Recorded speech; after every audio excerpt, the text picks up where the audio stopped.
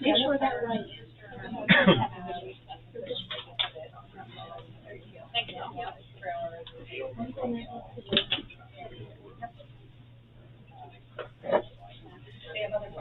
Oh, really?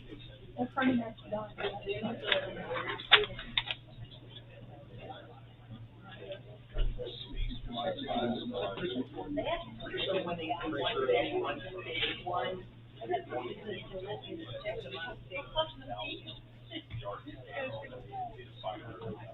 From the road? Okay. Got I wonder 9 if people watching already. 9 people. Overkill. Let me know. Is it on? It's on.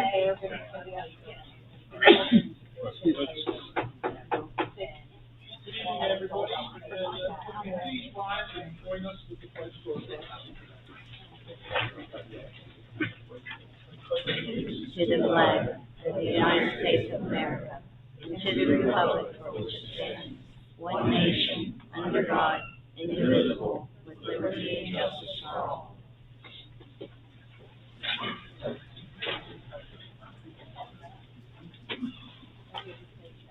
I'd like to make an announcement that the board did meet this morning at 0900 with our attorney for legal advice. The purpose of this meeting is to hold a public hearing on ordinance 2026-2, which amends the zoning ordinance of East Manchester Township to create an overlay zoning district over certain parcels of the township and to provide certain dimensional standards. Ordinance 2026-3, which establishes a new chapter 83 of the East Manchester Township Code, which regulates the establishment and operation of data centers within the township. When we open the hearing and we ask for your comments, we ask that you come up to the podium, speak directly in, straight into the microphone, give your name and address, and address your comments to the board. Please confine your comments to the subject of the proposed zoning ordinances. Each commenter will have 3 minutes time to speak. To ensure that everyone has time to speak, the board reserves the right to all comments that are not on topic or redundant. We have a total of 9 minutes in length for our comment period, and Christy will have the 3 minutes up behind us so everyone can see what's going on.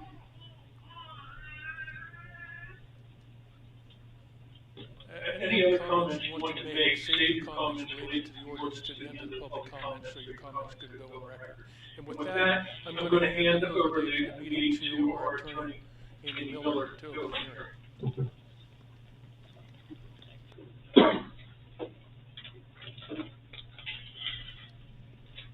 Good evening, everyone. As Chairman Naylor indicated, the purpose of the special meeting this evening is to hold a public hearing on ordinance 2026-2 and ordinance 2026-3. Because these ordinances are interrelated and we've advertised both for a public hearing this evening, we're going to, for the sake of efficiency, we're going to hold one public hearing on both ordinances. So if you have public comments, you're welcome to make public comments on either ordinance this evening. As Chairman Naylor indicated, ordinance 2026-2 is a zoning amendment which creates a data center overlay district over certain parcels of the township, and also establishes certain dimensional standards for development of data centers in that district.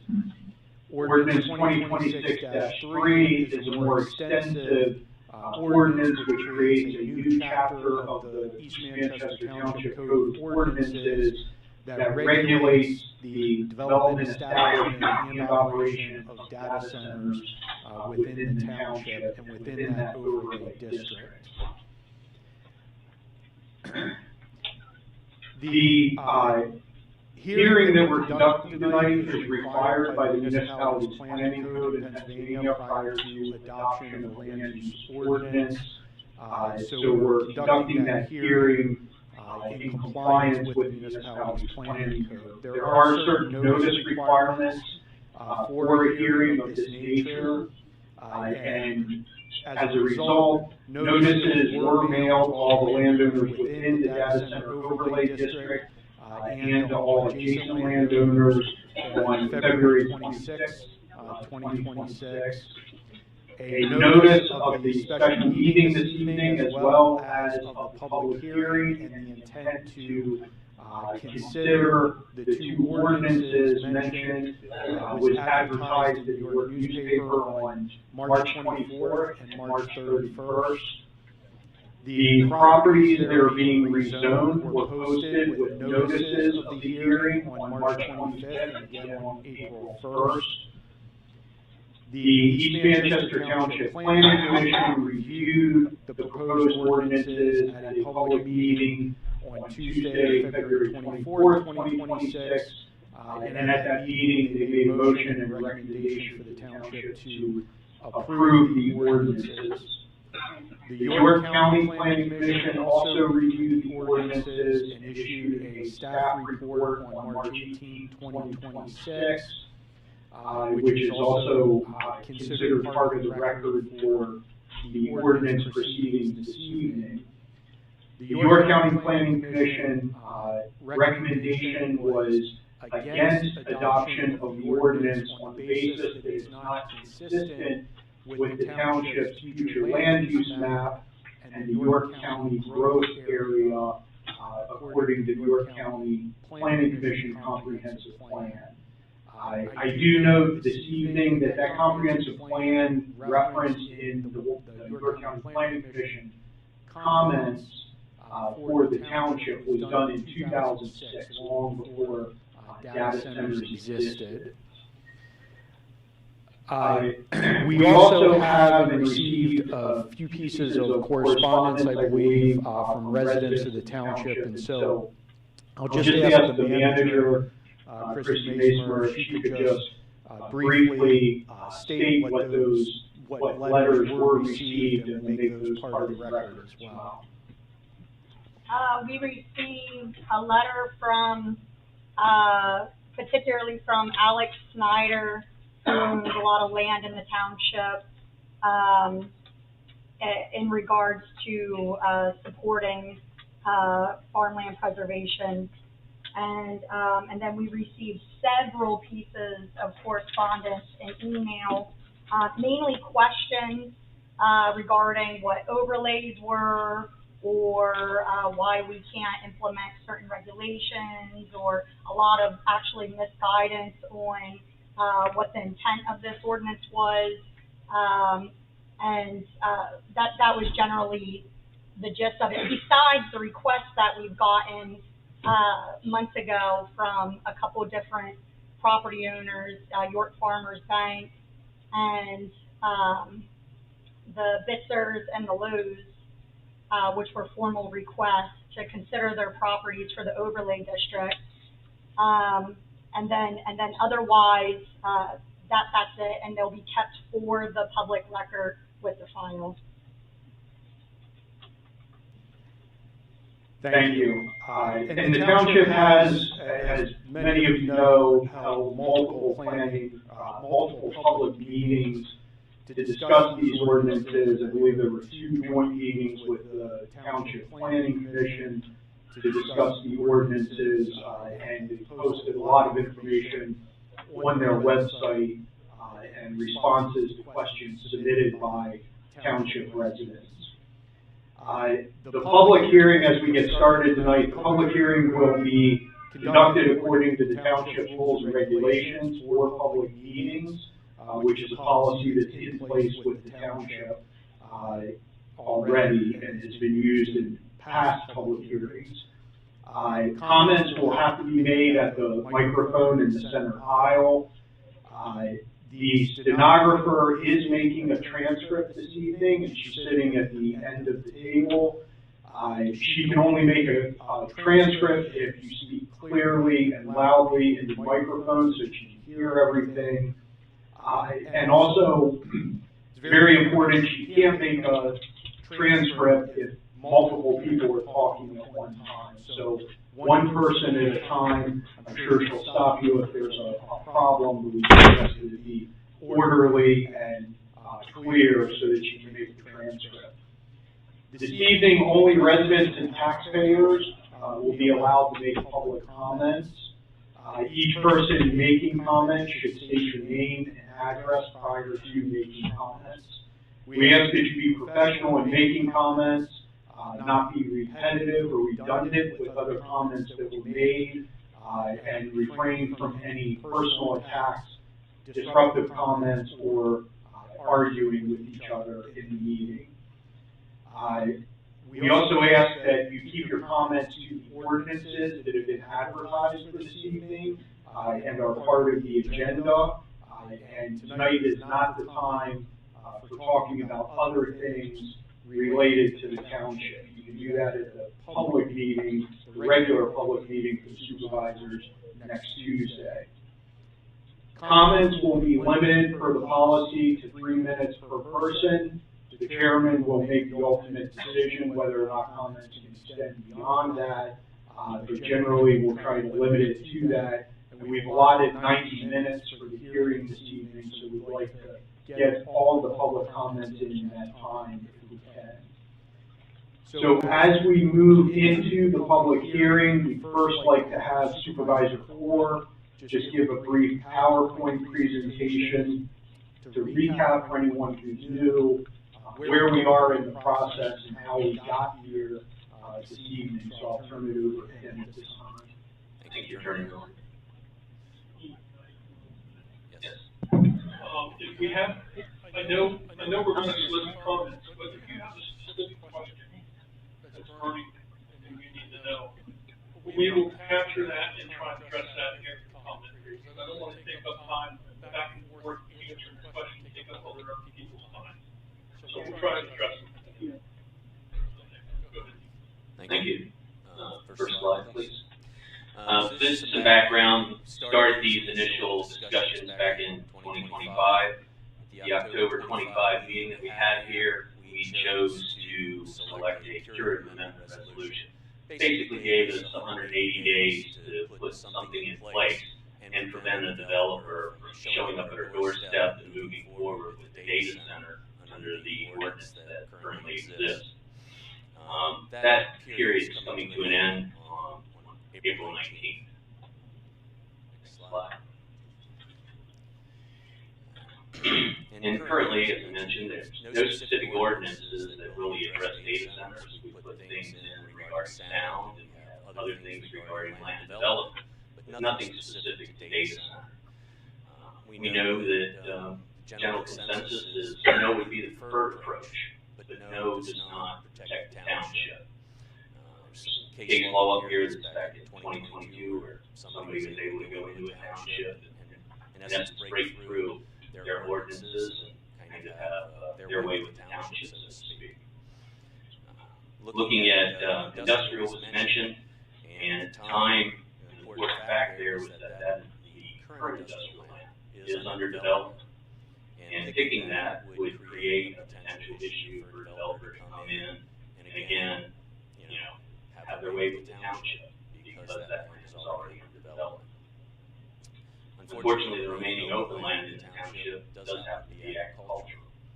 And yes, we'd like to keep it that way, but again, no is not an option. By doing the overlay, it again reduces the risk of the developer being able to come in and kind of, my terms, break through the existing ordinances and doing things that we really don't want. At least it puts some protection in place. Next slide. This is the current overlay map, which has been displayed previously regarding the properties that are referenced in the ordinance. Next slide. So trying to explain this, this is just a simple graphic that each square is an acre, and what we propose is 25 acres to develop a data center, and on the left-hand side is the overlay. On the right-hand side is industrial. And what we're trying to do is just show the differences 7 acres would be covered by a building in the overlay versus 12.5 acres if they were building in industrial area. Then the gray blocks, hopefully it looks gray for everyone. That's the additional impervious surface, and the green obviously remains green space. And as you can see, at least half of the area in the overlay stays green. So it doesn't all disappear like it does in the industrial area. I'll turn it back over at this time to Attorney Miller.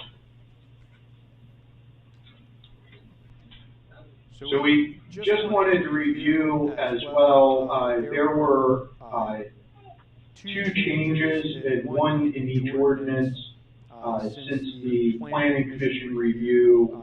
These were also partially in response to, or were in response to, comments from the Planning Commissions. The first one is in the zoning amendment, and this is section 3 of that ordinance. This is really a clarification. The intent of the ordinance, and the way it was supposed to be drafted, was that the minimum lot size would be 25 acres for a data center project. And then we had given some examples of how that would be calculated. 25 acres minimum for the first building, 25 acres, a full 25 acres for each building after that. There is a conflict in the way the example was written, so we just clarified that a 35-acre parcel would be able to have 1 data center building on it.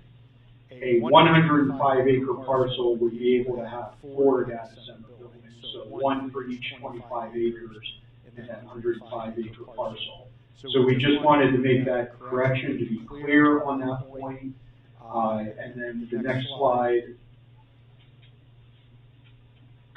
At the Township Planning Commission, there was a lot of discussion. The ordinance provides for a 50-foot wide vegetative screen around the data center. However, the model ordinance that the ordinance was written off of provided for a planting density based on linear feet.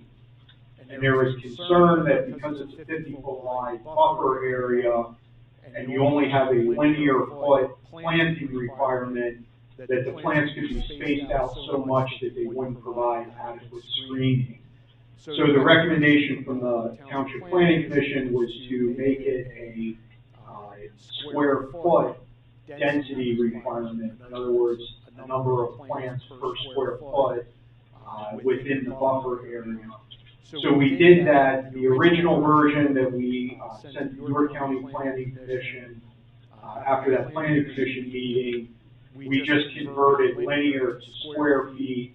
We did receive some correspondence that pointed out that doing that created a density that was so dense that no plants would probably grow at that density. So we did calculate those, re-look at those densities, the number of square feet, and calculate them so that it comes out to the same spacing as was previously required by linear feet, but now they would have to be spaced that way the whole way through the 50-foot buffer. There is also in subsection K of the data center regulations, the new chapter 83, there's a list of requirements for plant materials. The 7th requirement in that list is that the plantings be arranged in a way that there's an uninterrupted year-round screen of the property at least 12 feet high, measured from the top of the berm and measured or reaching that height within 3 years. We also put in the clarification that the tree rows would have to be staggered within the buffer area so that there is a complete screen from view. And then also the shrubs that are required, and there's 1 shrub per 25 square feet. The shrubs could be clustered or staggered in order to optimize the visual screening and spacing for plant viability. I'll also point out that the ordinance requires a landscape architect seal landscape plan for any project that comes in. So there will be a full plan for landscaping and a full review of that by the supervisors and the township's professional staff prior to any approval of the project. We just wanted to point out those corrections in the ordinance this evening so that everybody's aware of that and it's on the record. With that, I'll turn it back over to the chairman and we can get started with the public comments. If whoever wants to make any comments wants to start lining up at the lectern to make comments.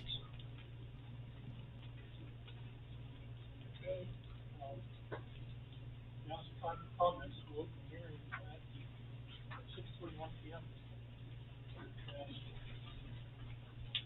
See, into the mic for the live stream for me, please. Turn this off, correct? Yes, yep, you can turn it on. Thank you. Should I repeat that? Yeah, I think so. Okay. At 6:21 p.m. Okay, we already have the hearing, so comments are next. Go ahead, sir. Good evening, my name is John B. Lusko, I'm a resident of East Manchester Township, family lives here. This is where we come home at night, this is where we expect a certain level of quiet, stability, and consistency. A lot of people in this room, decisions were made to move to this area because of that. My biggest concern with this is infrastructure. We're not talking about a typical building, we're talking about a facility that can be used as much electricity as an entire neighborhood, sometimes more. And it requires constant cooling, constant power, and a backup system running around the clock. So the question is simple. What does that mean for the people that already live here? Will our grid handle it without strain? Will costs stay the same to the residents? Will there be trade-offs that haven't been clearly explained yet? Before we change zoning to allow something like this, those answers should be assumptions. There shouldn't be assumptions. They should be proven. The economic reality. I've heard the argument about economic benefits, and I understand it. Tax revenue matters. But we also have to be honest about what it actually looks like. These facilities are not major long-term job creators. After construction, they typically employ a small number of people relative to the amount of land that they have to occupy. So if we're making long-term decisions based on economic benefits, we should be able to clearly answer, what are we actually gaining? And is it worth what we're giving up? Land use and community character. East Manchester already has commercial and warehouse development. People understand that. It's part of the area. But this is different. This isn't just another building going up. This is a 24/7 industrial operation with constant mechanical systems, backup generators, and significantly higher energy demand. And that matters. What people choose to live, because people choose to live here based on this area and what they believe it would continue to be. Changing that isn't just a planning decision, it's a quality of life decision. Environmental and daily impact. These facilities don't shut off. They run all day, all night. That means constant mechanical noise, generator testing, increased water usage, lighting and changes the feel of the area. These are not just inconveniences. They're tied to document health effects. Chronic noise is linked to sleep disruption and increased blood pressure. Air emission and fine particles are associated with respiratory and cardiovascular issues. And continuous light at night disrupts normal sleep patterns. Please come to a close. What? Please come to a close. Okay. Your 3 minutes were up. Your 3 minutes were up is all. Okay. I'll go to the closing. All right. Thank you for coming.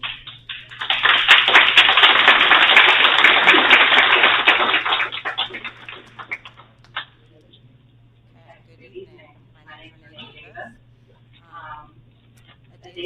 significant, but how decisions are made and communicated is equally important. Oh, this is a lot, guys. I understand the township is operating under legal constraints and a defined timeline, but that makes it even more important that what is adopted. I have it printed just like my other statement that you brushed through. Right, if I'm going to be on a time limit, then you got to work with me, and I'd like my time back. I understand the township is operating under legal constraints and a defined timeline, but that makes it even more important that what is adopted is durable, enforceable, and not rushed. You got to type faster. This is being recorded, right? I'm limited on time, and I sure as heck do. Well, then, would you hand this in? Will it be considered the same way my February 10th questions and comments were considered? Because that was also put in as a summary of events. Whatever you're going to say, like you have written out, or so we get it accurate. I already have it prepared. Fantastic. Will I have my time back? Interesting. So, to start, I had Paul. I did Paul. Are data centers permitted by right in any zoning district under this proposal, yes or no? We're not going to answer the question. So, yes, if it were, to confirm data center is permitted by right and applicant meets the ordinance requirements, the township is required to approve that use, correct? Yes, correct. And at that stage, there would be no additional public hearing where residents could meaningfully oppose that use itself, correct? Correct. So the primary role of the ordinance is to set standards, but not to determine whether a data center is appropriate in a given location once the standards are met. Correct? Great. Which district specifically permit data centers by right? Can't wait to hear your answers. What specific blah, blah, blah, blah. This is being called agricultural innovation, but data centers are industrial scale infrastructure. How does placing that type of use in or near agricultural areas align with the comprehensive plan, and what analysis was done to support that compatibility long term? If you're going to tell me it's near infrastructure that already exists, fantastic. So the placement is being driven primarily by infrastructure rather than agricultural objectives. Fantastic. You've outlined protections for water, power, and environmental impact, but protections only matter if they're actively monitored and enforced over time. So I'm asking, who's responsible for ongoing monitoring, what specific mechanisms ensure compliance, and what is the township's plan if violations require repeated enforcement through legal action? If you're going to say so on and so forth exists across multiple agencies, fantastic. What specific capacity does the township have to independently verify compliance on an ongoing basis? Running out of time. Has the township staff, we're not going to go there. I'm asking these questions to understand how stable, enforceable, and clearly defined the framework is, because as it stands, several elements still appear to be evolving or unresolved. Last question, for the curative amendment, was that filed by the board, or was that a legal filing by a developer? Oh, right, that answers your question. This is so much fun. If you're doing this because you've had inquiries or potential exposure, to be precise for the record, those inquiries do not constitute a formally filed curative amendment, and therefore there would be no rush to actually push these amendments through. Thank you. Thank you for your comment. Hold on real quick, please. Tammy is struggling over here. I'm sorry, with all due respect, that's not acceptable, guys. Please, let's be respectful of the stenographer. She's contracted from a company. She's not a part of the township.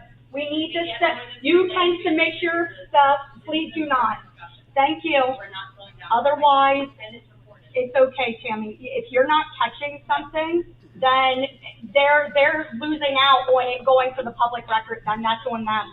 Okay? Thank you. Have a good day. Very good. Okay, sir, you're up. My name is Dave Yarnall. I live in the township. Yarnall. Y-A-R-N-A-L-L. Thank you. I know you said you're not answering questions, but that's basically what I have for you, so I want them on record. How many offers I would like to know have come in to the township for data centers here?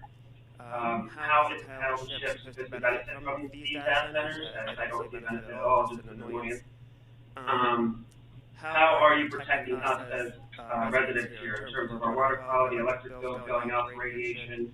By building LP data centers here, there is no promoting public health, safety, or general welfare of us residents here. We're going to be exposed to EMF radiation noise, poor water quality, and electricity problems.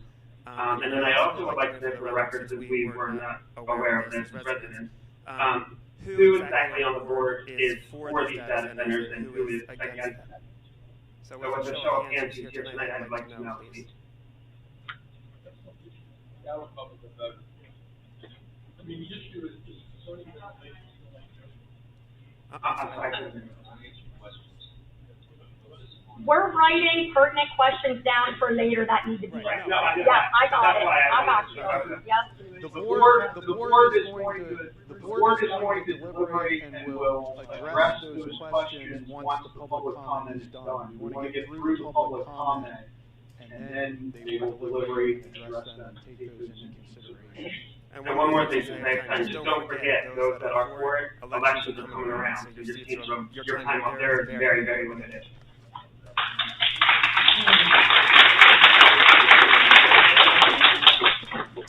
My name is Daniel Bush. I live at 670 Locust Street. Last name is spelled Loych.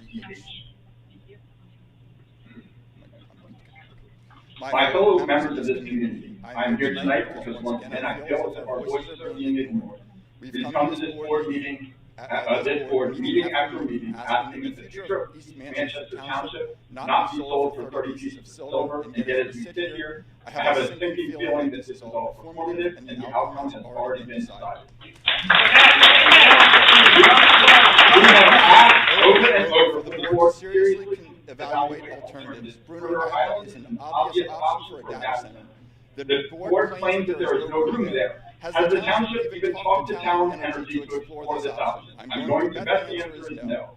Instead, what we see is a single property owner who doesn't even live in this township making requests through his attorney that seem to glide through this process with unbelievable ease. Zoning changes, statutory adjustments, special approvals, everything falls neatly into line with what he asks.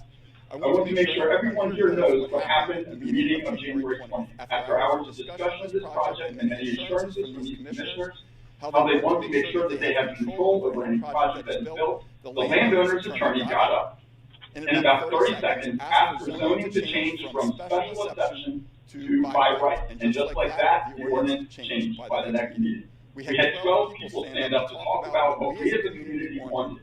Did a single one of our requests result in positive change? No, it did not. Since then, the county reviewed the proposal and said it should not be approved. They noted it does not fit the comprehensive zoning plan, and they called it inappropriate to zone this by right.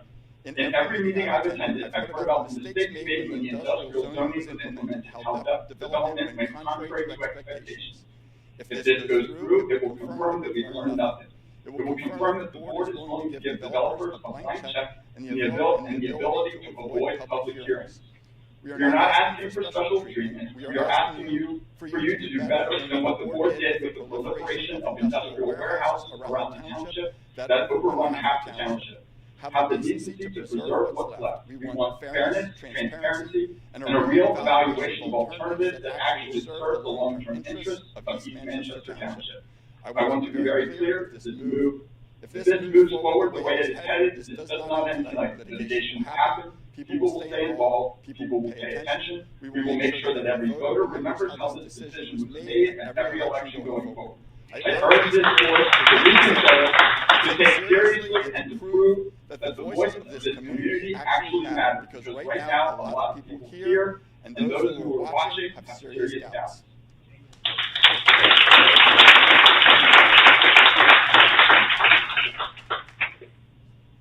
Hi, my name is Sheila Morgan.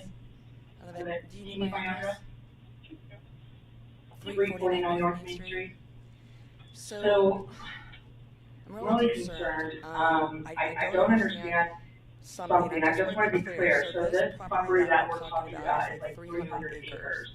So my question is, if you'd like to answer it later, how many data centers, because according to this, that's what, 8 data centers nestled right up against some conservation land and right up against Saginaw Township, and I do believe it's going to affect all of Manchester and Mount Bluff. So that's a lot of data centers. I don't know if you say 12 possible data centers in that little area. So I would like an answer to that, and I also want to know how tall the buildings are going to be as well. I have heard anywhere from 75 feet to over a little over 100 feet high. And I am very concerned.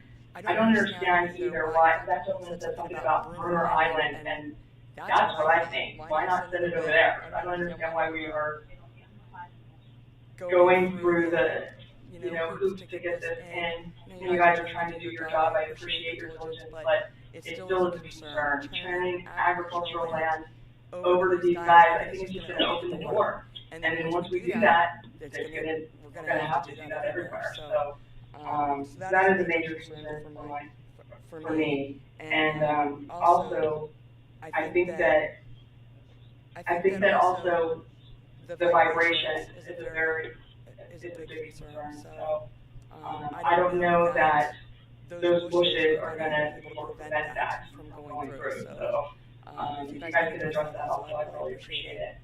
Thank you.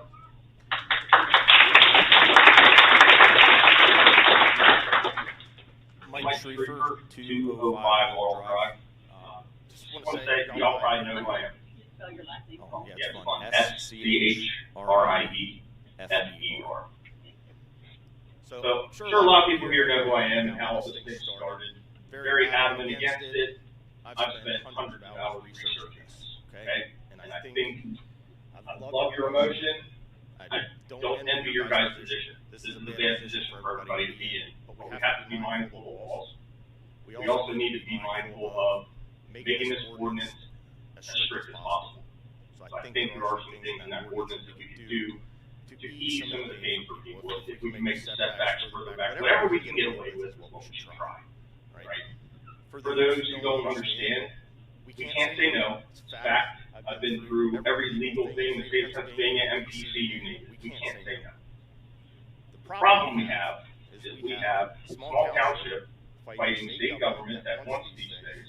We have small township fighting big billion-dollar industries.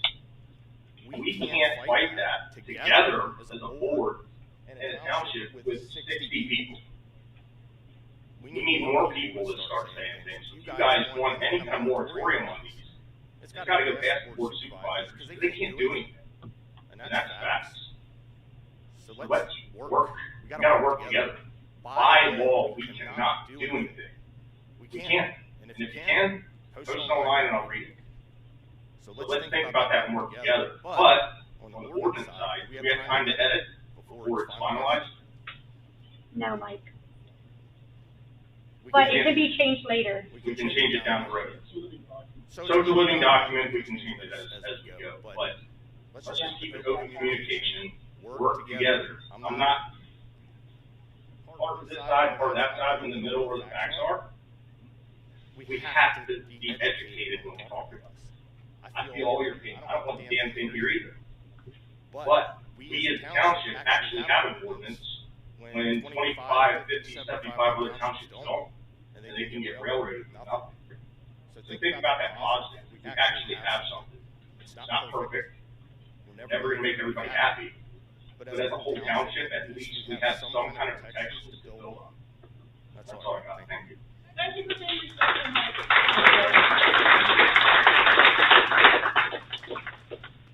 Hi, my name is Julie Abel. I live at 710 Brook Street in Mount Wolf. I've been not quite as many researchers here. I have a couple suggestions. To unsweeten the pot with his mind, change the setback from 500 to 1,000 feet. That makes it a little harder to squeeze for where they can put everything. Also, various lines should be required, not a suggestion. Requiring a closed loop system for water should be required, not a suggestion. Sorry. And major fines for what I've done research for excessive heating of these things. For 6 miles out. I mean, like 10 to 50 degrees. A little emotional because I'm right behind it. So, and also for my comment, I was worried about my housing value. It has gone up substantially. I have funds to drive my house. So that's all I can say. Thank you guys so much. You've done a really tried, but just thanks.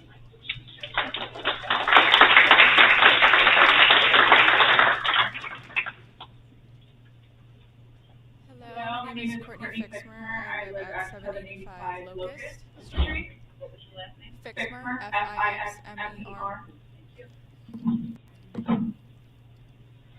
For those of you that don't know, that is Instagram.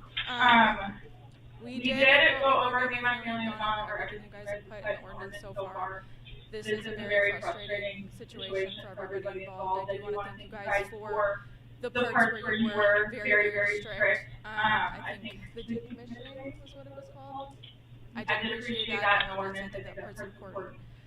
I wanted to bring up the House Bill 1834 that's been passed by the State House and is now in committee with the State Senate. This bill recommends using demand-based service for data centers. In other words, they can be turned off to preserve the operation of the local power grid rather than defaulting to a blackout or brownout condition during peak demand or overload conditions. It's a recommendation that I'd like to see in our township ordinance. The second we can try to put more in. Thank you very much.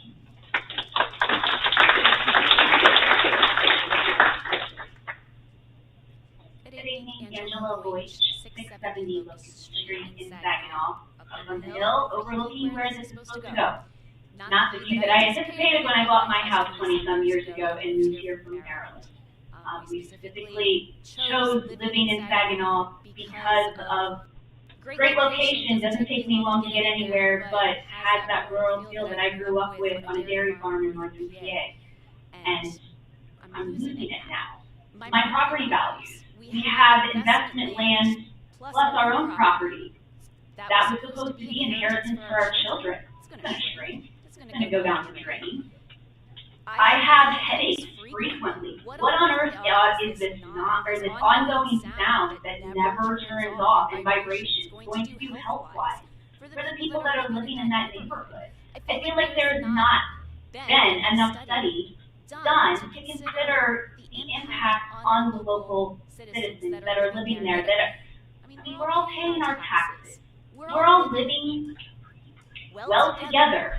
And this is just a slap in the face that you don't care about us, you don't care about what our property values are, what our utility rates are going to skyrocket to. I get that there is a time crunch. But it seems like things were passed through just way too easily. The last meeting that I attended at the end of January, there were all these, oh, we're going to put this in place, it's only going to be this high, and the setback's going to be this, and we're going to have all this greenery around it. And then the next meeting that my husband attended, all of that changed. What happened? Who paid you money under the table? Like, that happened. Like, a lawyer stands up and says, I want this for my seller, and suddenly magically everything goes their way. There's gotta be something else at play here. Honesty, please, with the citizens that are paying their taxes and keeping the community alive. Like, we're not a transient community that's just here and gone. These are people that live here long term.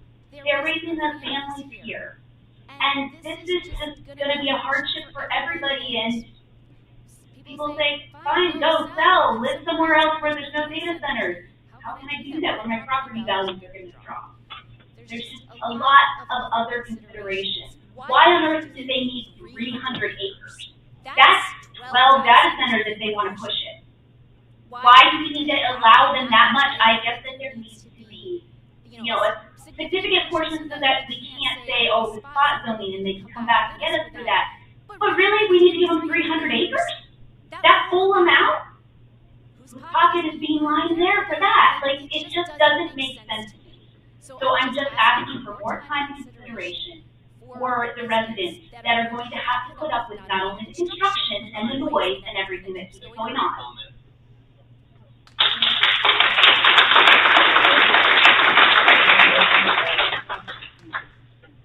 Hi, my name is Debbie Palmer. I live at 395 Saginaw Road in Mount Wolf.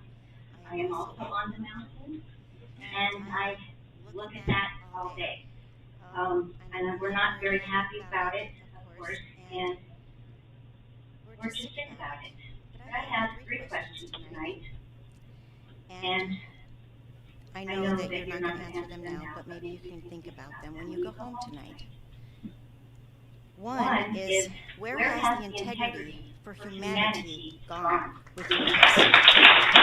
Honestly, this is an agricultural space that you have applied an overlay to. You did that.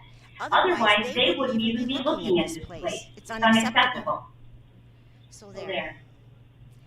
Number two, how would you feel if this structure was being placed in your front yard or backyard?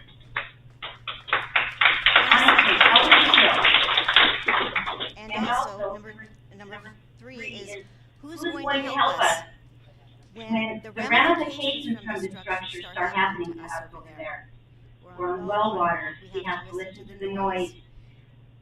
I mean, everybody has kind of mentioned the things about it. I don't need to go into details again. But I'd like to know who's going to help us then. Will you be there then, because you're here for them? Will you be there for us? Just remember, these people you're hurting now are the same people that voted you into office. To uphold their rights as Americans, you should all be ashamed of yourself for letting this happen. Because your karma is going to get wicked if this goes through. Thank you.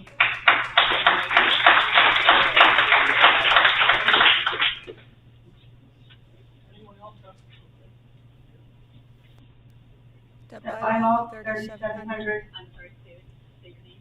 Deb Bylaw. B as in boy, Y as in yellow, O as in orange, F as in Frank, F as in Frank. 3700 Starview Road, Mount Wolf. I would like to thank everybody that spoke. I think speaking, it's an inflammatory situation. I like that we were respectful. I don't like it. There was aspersions cast. They were like, you did this. That's not part of what we're here for. And I'd like to thank the comments that were, everybody's got, stake in this. And I'd like to thank everybody that came tonight. Thanks.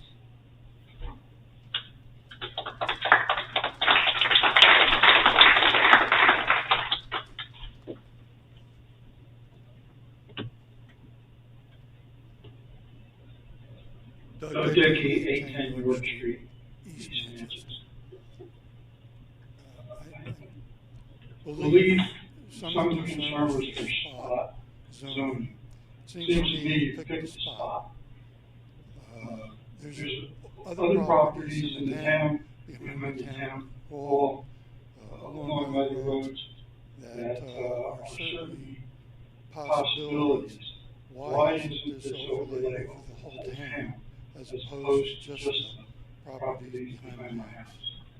I think you should consider that this is spot zoning that you picked, and that you should consider putting this over the whole town, not just the property behind me. And hopefully it will keep some people out from constructing. Thank you.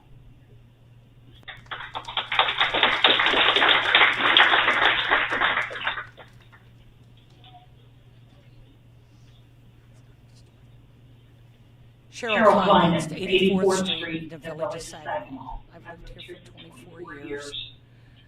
I moved out here from the city of York to enjoy the peace and quiet.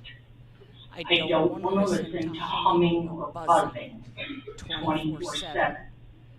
My question is, health-wise, what is this going to do to children that have autistic problems with noises? What is this going to do to the animals that are in the pasture next to where this overlay is? There are a lot of cattle in that field. What is this going to do to that man's livelihood with his livestock? What is it going to do to the animals in the village of Saginaw? We already have a lot of dogs that bark continuously when leaves blow across the yard. They start hearing humming and buzzing noises. Those dogs are going to be barking 24/7. I'm just concerned about the noise, the increase in my electric bill. Where are they getting all the water from And where are they discharging the water to? I know Talon has restrictions on the temperatures and what they're allowed to discharge it to the Susquehanna. And has the Chesapeake Bay Commission had any thoughts as to the water that's coming into the river from the supposed data center? I know they have asked us about no tilling to keep the water clean that's going into the river. When does it stop? When do we get our peace of mind back? Thank you.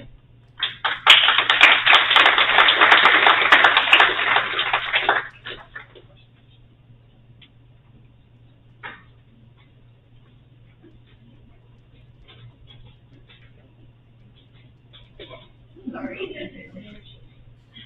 There's the main reason I said so. Can I have your name, please? Rebecca O'Leary, 775. Could you spell your last name? O-L-E-A-R.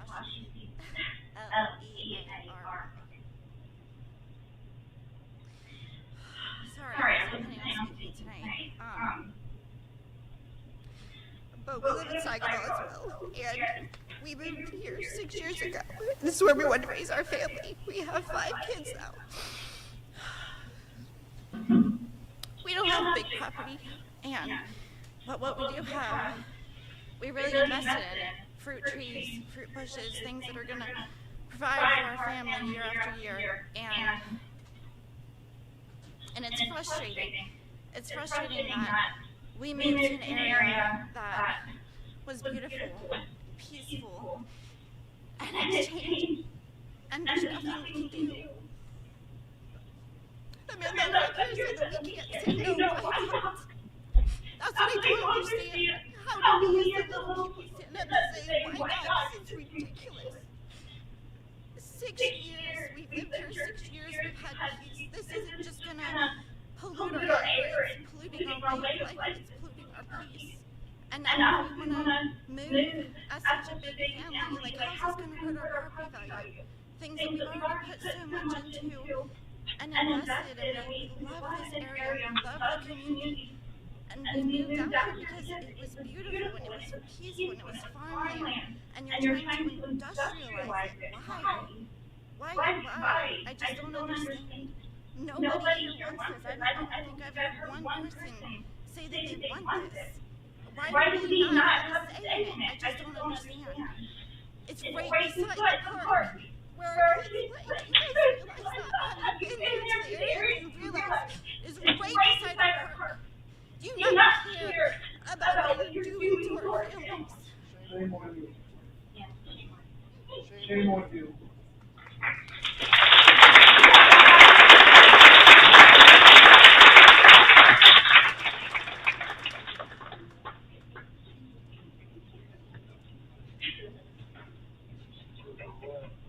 Hello. Sarah Yarnell, live in Asbury Point, Mount Wolf.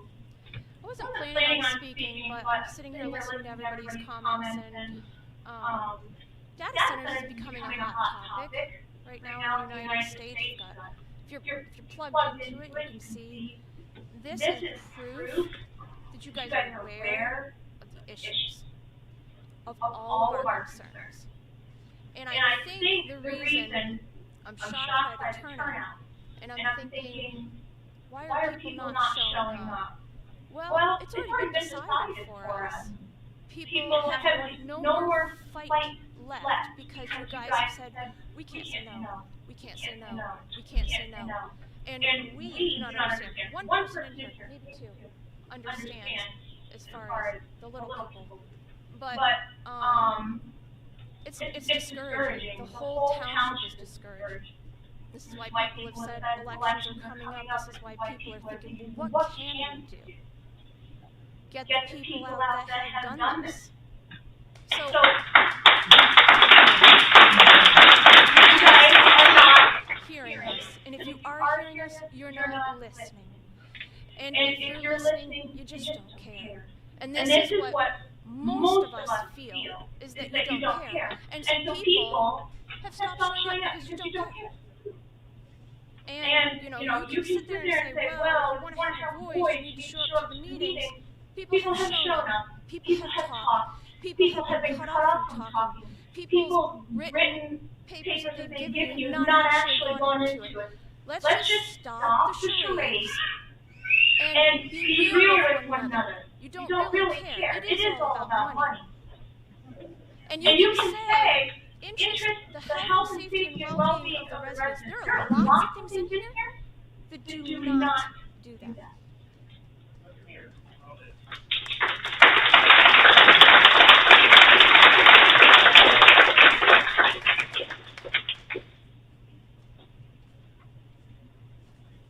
My name is Jennifer Campbell, and I am at 1480 Commonwealth Road, Manchester, PA.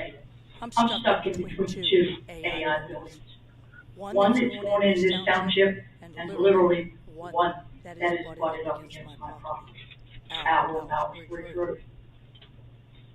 I have a terminal illness already that is killing me. And each time you try to put one of these in our township, you're killing everybody else in this township. And that's one of the reasons why people don't come, because like she said, we're done. A lot of us are done trying to fight. See, we don't have any power or nothing left us. Because you all don't give a crap at all toward any of us. What are you going to do when these AI buildings start killing all of us? Or let alone, you have people that are already deranged and they're going out shooting people and they have mental illnesses or neurological issues and it's going on and people are shooting other people and doing this, robbing people. This is going to cause more of that havoc. Whether you believe it or not, it's going to happen. I just don't understand why we have to put it so close to residential areas. There are already warehouses, like I told you at the other meetings before. But you all want to try to fight me on that. I found four different warehouses that are empty, and you won't put them there. You want to put them in our own backyard. How about if I put it in your backyard? You want to die? Because I surely don't want to die. But it's coming. And I already know because I spent 8 hours at Hershey yesterday. And every 2 weeks I go for treatment. And there's nothing I can do about it. But you guys are going to put me in there. Or with goddamn good.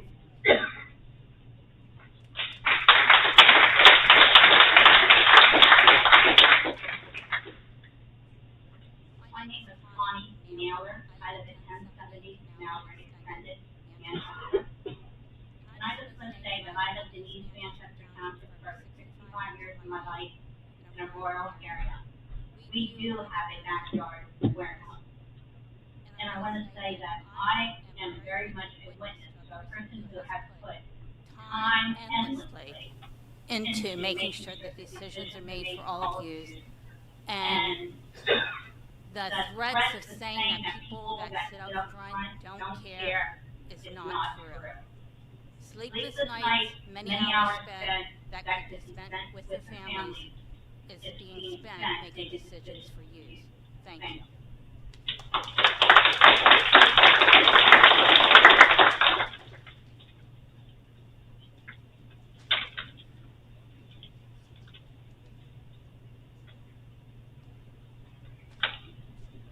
Michael Kiner, 720 York Street, Council.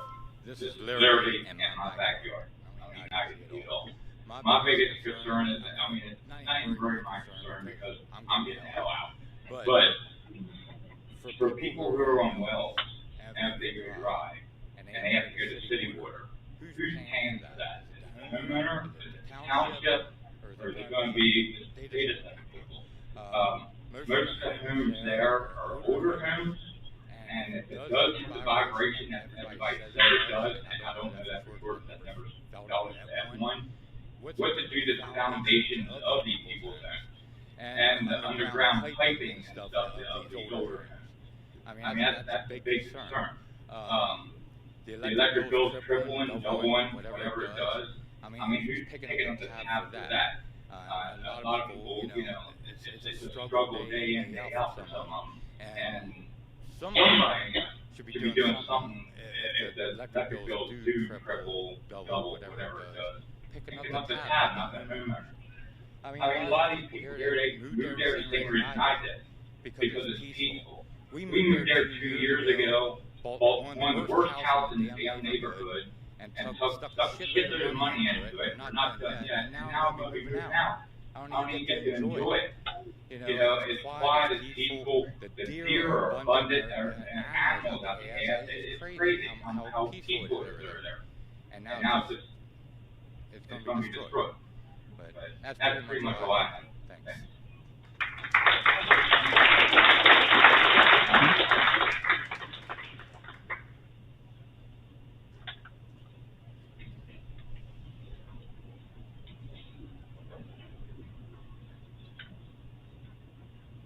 Anyone else? Sure, hold on.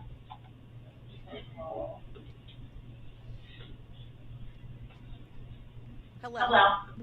I'm Angela Childs. I live at 805 Street in Saginaw. I've had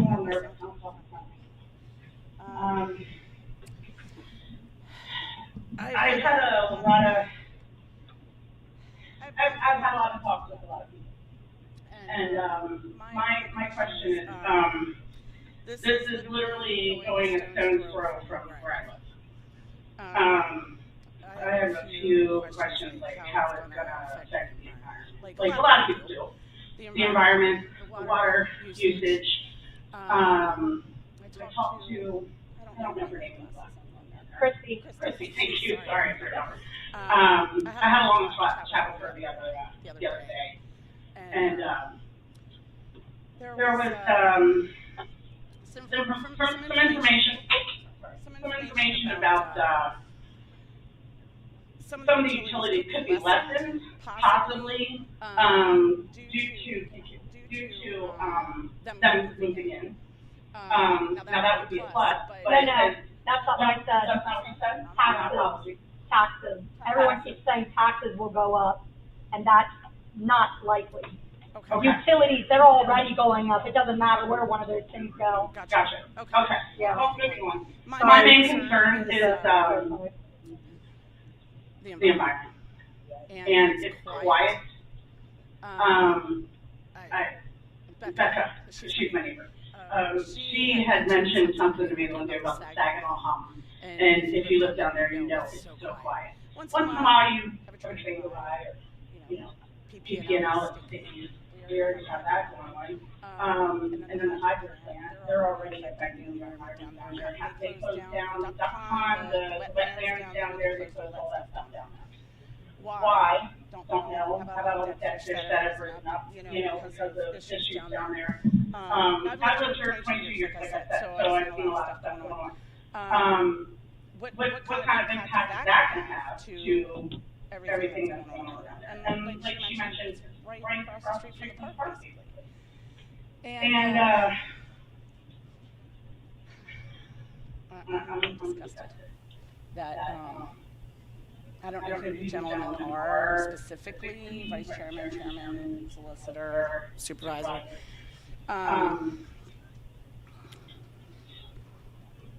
What do we need to say to make you not let this go through? Like what is it?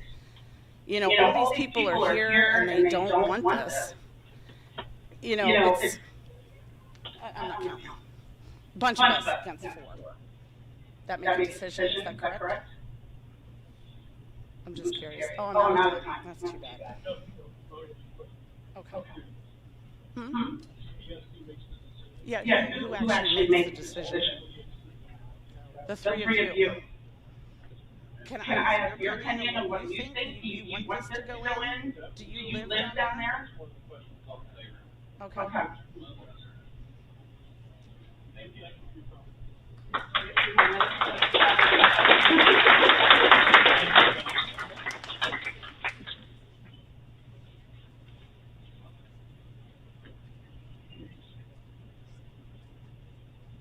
Craig Bell, 389 Torrey Pines Drive.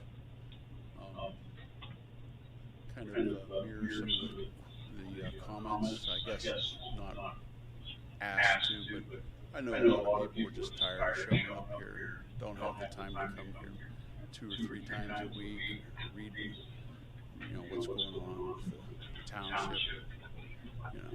Who has the time? We elected you. My son asked me on the way over here, he says, so what does the township, do they work for us or do we work for them? Well, that might be a question you can ask. Maybe you can answer. I'm not sure where the solicitor came from, but I know he has a pretty good background with turning farmhouses into data centers. It's on the website. I asked a question a while back and I never did get an answer. What law is it that we are required as a community to have a data center be put into our community? I don't know where that's at. There was some questions, that got sidetracked on that. 3 Mile Island's already requesting additional water pulled out of the river. That's been on the news. I think everybody's heard that. So what's next? I don't know what else to say.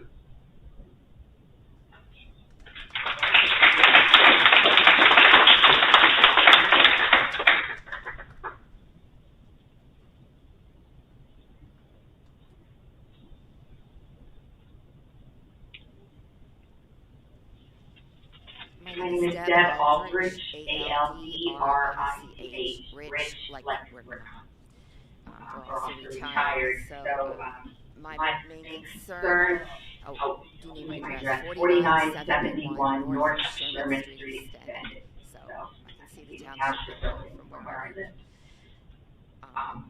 So my main concern has already been addressed with the water issues. We have a well. Somebody has already said, what happens when my well goes dry? We've lived there almost 40 years. We've never had our well go dry. But what happens in 3-4 years when the data center is established and my well goes dry?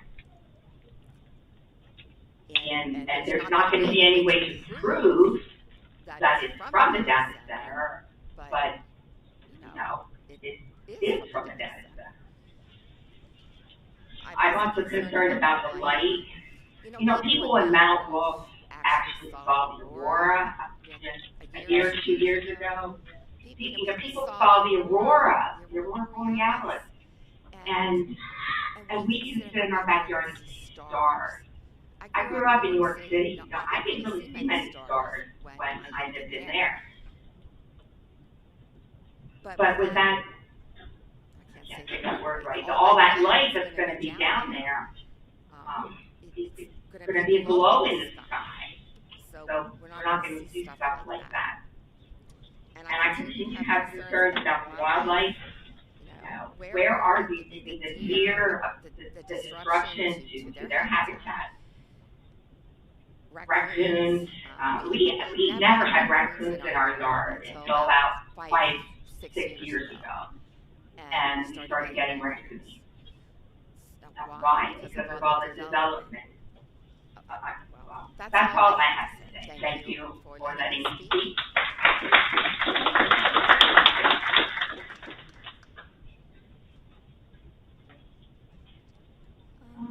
My name is Carrie Mueller. I live at 286 Cold Springs Drive. No relation to David Mueller.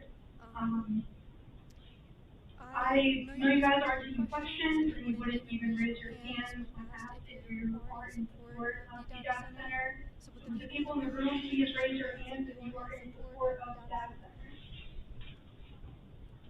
In support of the data center. Not a single hand. We talked a lot about the environmental aspects of this data center, but I would also like to point out the major thing for data centers right now is AI. AI is a bubble. It is going to pop. It is already on its way to popping. And what are we going to do once that happens and there's no use for this data center anymore after we build it? What what is going to happen with the building? What is going to happen with the land?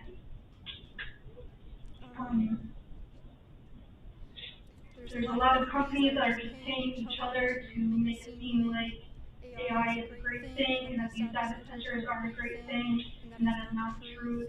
They are trading billions of dollars with each other to inflate the opinion of the data centers, and it is not going to be,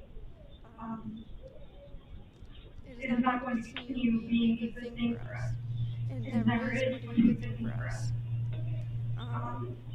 You're telling us that we can't say no, but I see a lot of reports where over half of the data center proposals are either being delayed or canceled. Why can we not say no?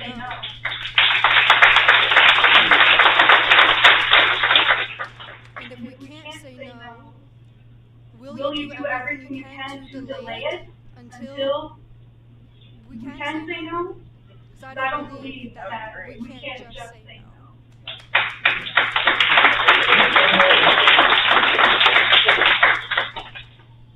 Thank you.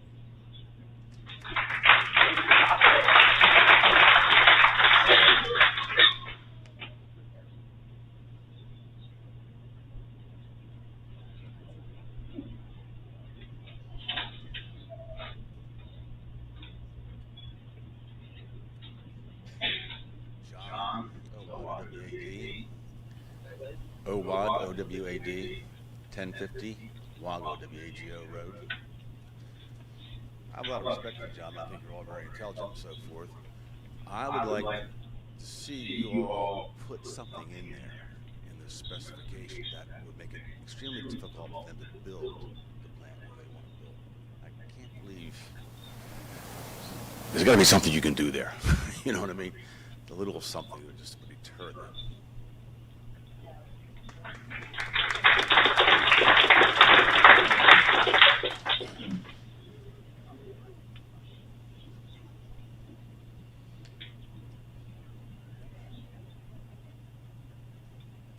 Any other speakers?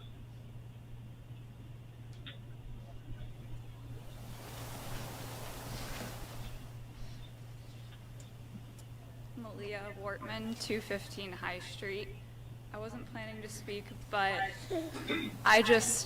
we don't know the research.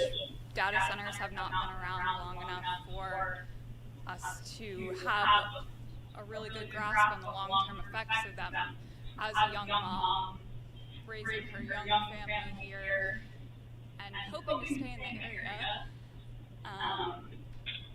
what is this going to do to our young children in the long term, and to us as a whole population?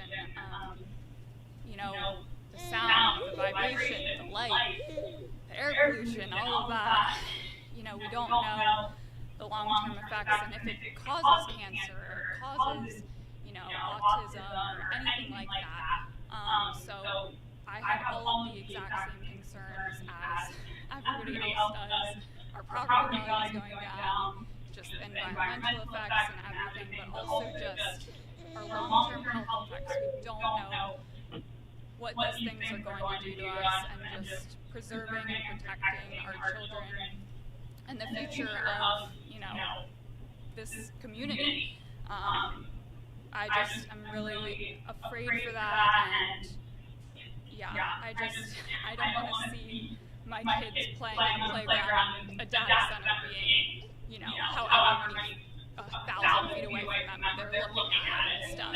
I would much rather them be able to play on a playground and go in their backyard and, see an open field and tons of wildlife and stuff. And it just breaks my heart to think that, we're going to make room for another industrial complex to be put in this already industrialized community, just with the warehouses and everything. So that's all I have to say, but I hope you would take all of our comments into account. Thank you for your time and your diligence in already putting an ordinance together, because I know that takes time. I would like to see it a little bit stricter if we can, but I know that we're at a time crunch, so thank you for that.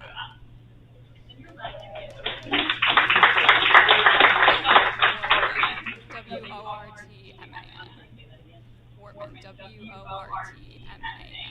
Thank you. Yep.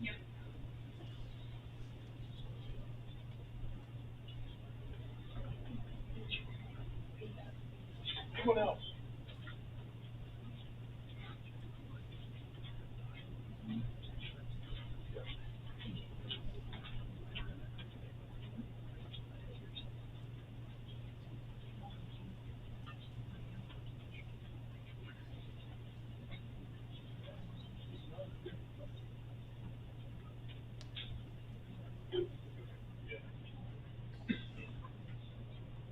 I think at this time that the public comments are finished, the board can give any supervisor comments that they have, and to the extent you want to address any questions, you can address them now.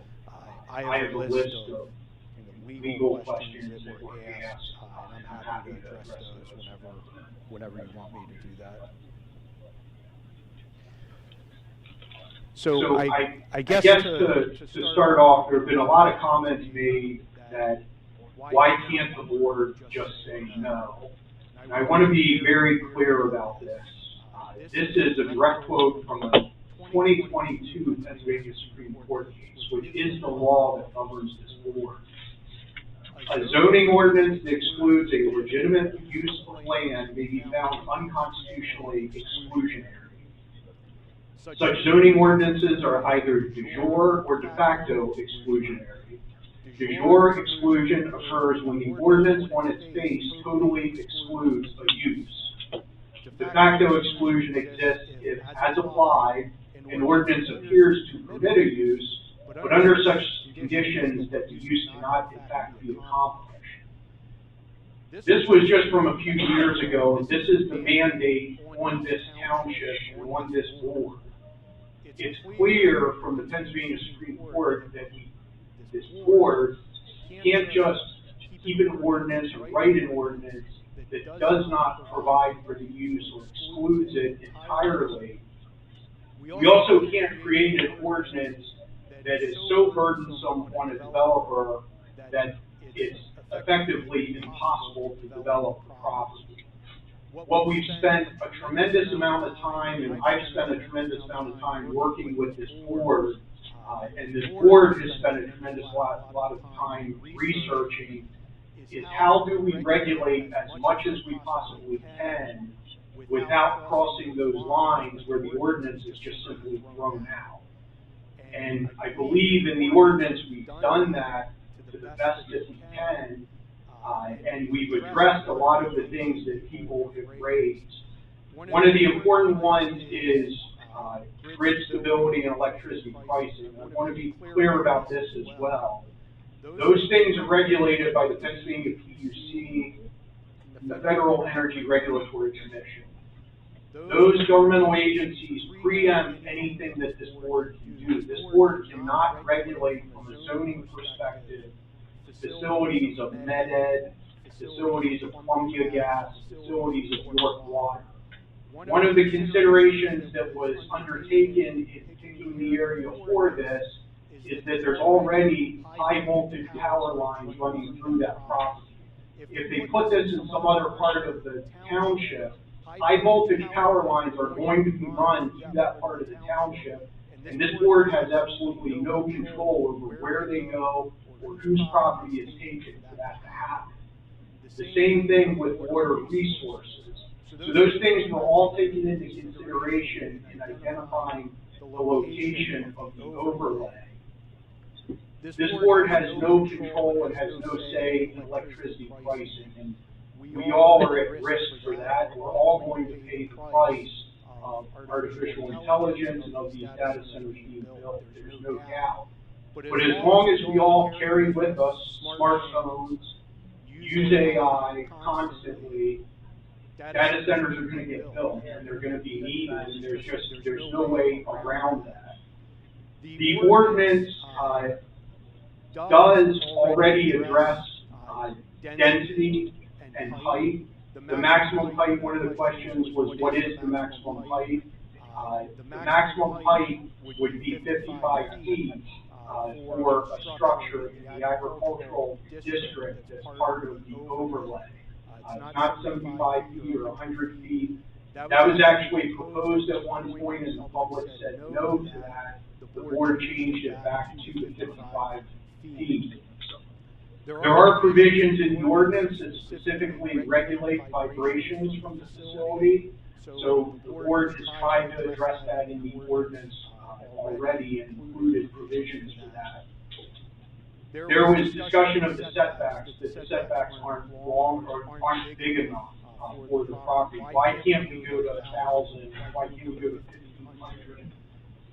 1,000-foot setbacks have been thrown out in Pennsylvania for mushroom farms, which I think we all know have a very distinct odor to them, as well as landfills. So even very clearly intrusive uses have gotten away with less than 1,000-foot setbacks, and the courts have said you can't go to even 1,000 feet on those. We have these set at 500, which, in my opinion, to the board, is getting close to the maximum that you can go with the setback, and hopefully is adequate for what residents, for residential concerns. And that's 500 feet from any residential district for residential use. So the entire portion of the overlay that borders Saginaw is going to have to comply with this 500-foot setbacks, plus a 50-foot wide area of screening. And I think we stated at the beginning of the presentation that that area of screening has been made significantly more dense than what was even proposed in the York County Planning Commission model ordinance for data centers. So they tried to even address that and do it in a more significant way. There were also questions about water usage, water discharges, effects on well water. There are extensive provisions written into the ordinance that require water studies prior to any project being built or being approved, including approval by the Susquehanna River Basin Commission. So the SRPC has already been considered. It would be expected that they would have to go to that.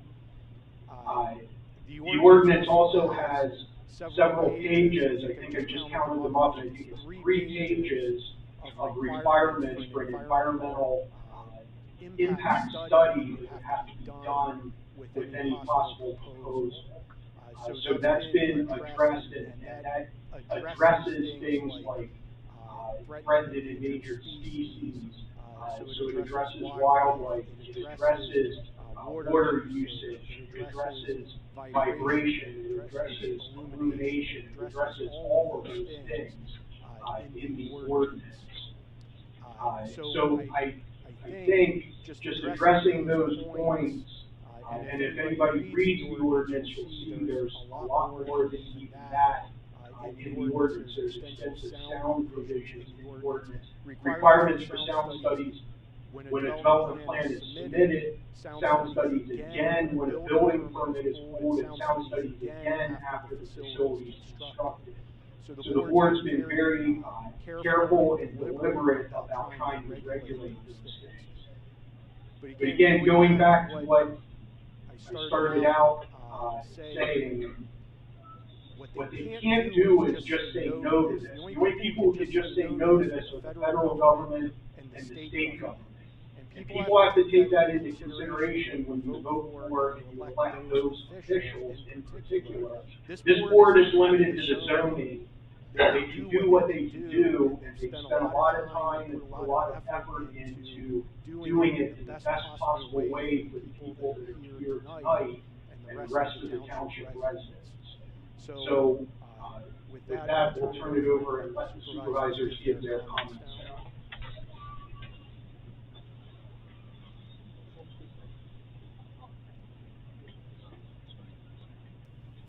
So I'm going to answer the question that was posed from the stand of the entire city. So if I could have my way, no data center. Absolutely, unequivocally. Why? because unlike some of you, I grew up here. The places that I used to ride in my motorcycle and snowmobile are now warehouses. I moved back into this township 10 years ago after living in Manchester Township. Came back, and if I would have done my due diligence, I would have known that more warehouses were going in right around where I live. Shame on me. This one is a function of you're already here, something new's coming up. AI data centers are a big issue. It's the thing that just got announced. But I can tell you in my business experience, I've been in smaller data centers, big data centers that actually were in warehouses. Even someone tonight mentioned that somewhere there's a plan to build 18 million square foot AI data center. At least in our ordinance, we're making it difficult or challenging where the maximum size of the building is 300,000 square feet, 7 acres. Still a big building, it's not a million square feet. Okay? It still preserves some light. And so if I'm a developer and I'm coming to put in a data center and I'm looking for water and power, yes, it's an attractive land area there. But now I've got these restrictions. And you know what? Maybe there's a township further up the river that doesn't have something in place. So I'll go there because I can build bigger and maybe less expensive. I think those are important considerations. Certainly saying that we don't care, we didn't care, trust me, it'd be easier for me to just drop the mic and walk out of here. I'm here because I care. I have a day job like most of you folks do as well. And from the township supervisor's position, it's stipulated that on an annual basis, we get $2,500. And for those that want to know, I'm in my term for another 4 years. So if you want it, and I'm doing a bad job, by all means, have at it. You're welcome to it. Okay? I don't know how else to say it, but I think the most important thing for me is through this journey is it's a process of learning. And I get it. I want to preserve the integrity of this township. The reason that all of us moved here or live here for those reasons. I'm concerned about wildlife and children. But it's stipulated there's only so much we can do. And we're trying to make it, I'll say as unattractive as possible, but still remain legal so we don't get challenged. Because these developers that come in, they're not coming in with $10 million. They're coming in with $100 million. And our budget for this year is $5 million. And last time we checked on it, I don't think we have $1 million legal fund to fight these guys. And they spend $1 million a day. That's their lunch. Okay? So I appreciate the passion that you all have. I wish the outcome could be different. But I think what's coming forward is the fact of, again, if I'm a developer, I may look somewhere else that's not as challenging. I think that's all I have to say.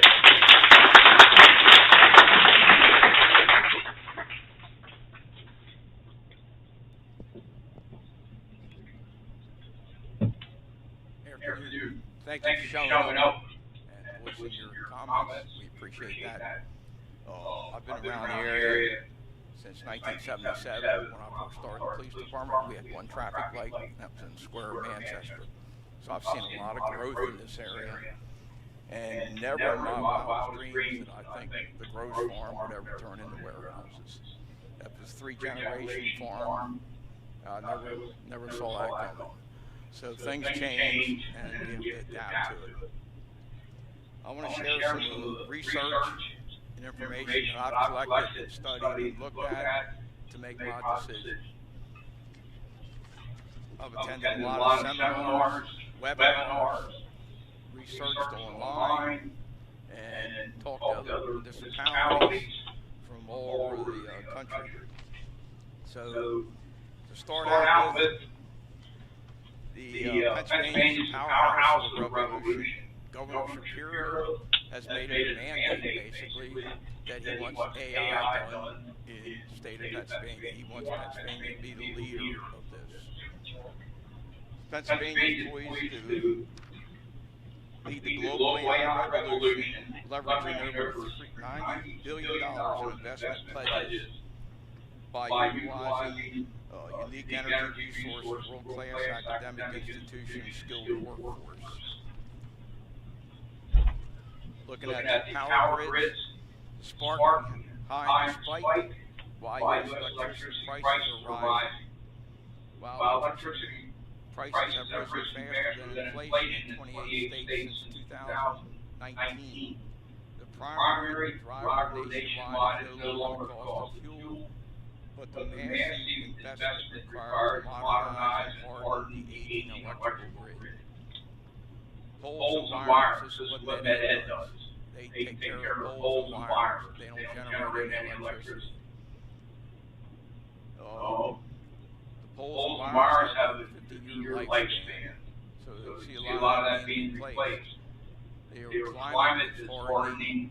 They're doing climate hardening to these towers and all the electrical grid structures out there. Natural gas vulnerability, the Northeast faces high spikes due to the heavy reliance on imported gas. The data center bottleneck. All facilities can strain local grids faster than new power plants can be built. The data center cooling, the big trade-off. Choosing the right cooling method based on climate resource availability. There's wet cooling, that's max efficiency, high waste. There's dry cooling, zero water, high energy. And there's diabetic, the sustainable hydro choice. It's a chemical process. Three pillars of data center efficiency. Three primary metrics for evaluating holistic data center environmental impacts. It's the power usage effectiveness, the carbon usage effectiveness, and the water usage effectiveness. Where's the power go? So 40-40 split. The IT servers take 40% of the power. The cooling systems take another 40% of the power. Power system supply systems are 10%, and the storage and communication is 10%. I went to the Team PA data center, and they action real benefits for Pennsylvania. They talk about everyday life, manufacturing, logistics, agricultural, healthcare and life sciences, energy systems, and education research.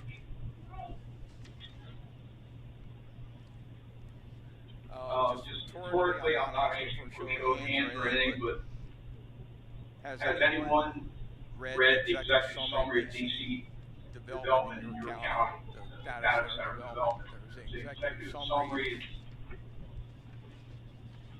5 pages. And some of the questions they had kind of county for the data center development in our municipality, generally speaking, no. And we can't change that. What is Pennsylvania's position regarding data center development? Pennsylvania has been an early adopter of artificial intelligence technology, with several agencies experimenting with its use to support operations and enhance the efficiency of government operations. Members of the General Assembly debate potential regulations to govern and development of data centers, while statewide elected officials, particularly Governor Shapiro and Senator Dave McCormick, support efforts to ensure Pennsylvania benefits economically from artificial intelligence and associated technologies. The York County Planning Commission, the review of our DC data center ordinance, and their comments, you've heard Andy talk about that, along with the recommendation not to adopt. And in that, it also says that the preceding comments were prepared by the staff of the York County Planning Commission and constitute a professional planning review and not a legal opinion. Has anyone looked at the data center model ordinance from York County? I've read all these, and looking at their noise ordinance, or noise vibration, basically it gives a couple pointers about the noise, and it doesn't mention anything about the vibration. Their model ordinance is 13 pages. Has anyone looked at what we published, what we're putting out, what we're asking on your comments tonight for the data center ordinance? In that, our ordinance is 22 pages. It's longer, more precise, and in-depth than your county's. Something that your county doesn't even cover, that we cover. Any proposal for data centers shall include pre, during, and post-construction sound studies which examine all exterior utility functions of the building, rooftop, and ground mount. It also says a post-construction sound study will be completed within 6 months after the issuance of the certificate of occupancy. So we go beyond what your county's even suggesting. We want to know what's going on 6 months down the road after they've been in operation.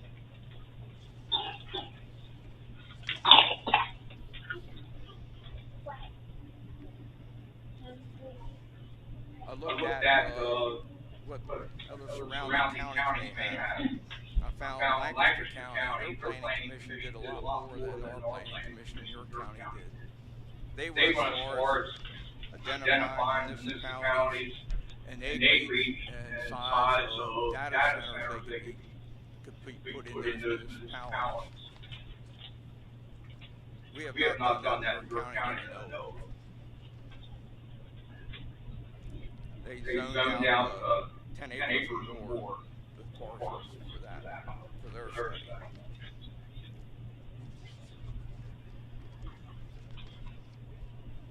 I feel that our legal team and staff have put together a solid standalone overlay district as well as our data center ordinance. Our ordinance can always be fine-tuned in the future if the need arises. We've had three landowners request their properties be included in the overlay district.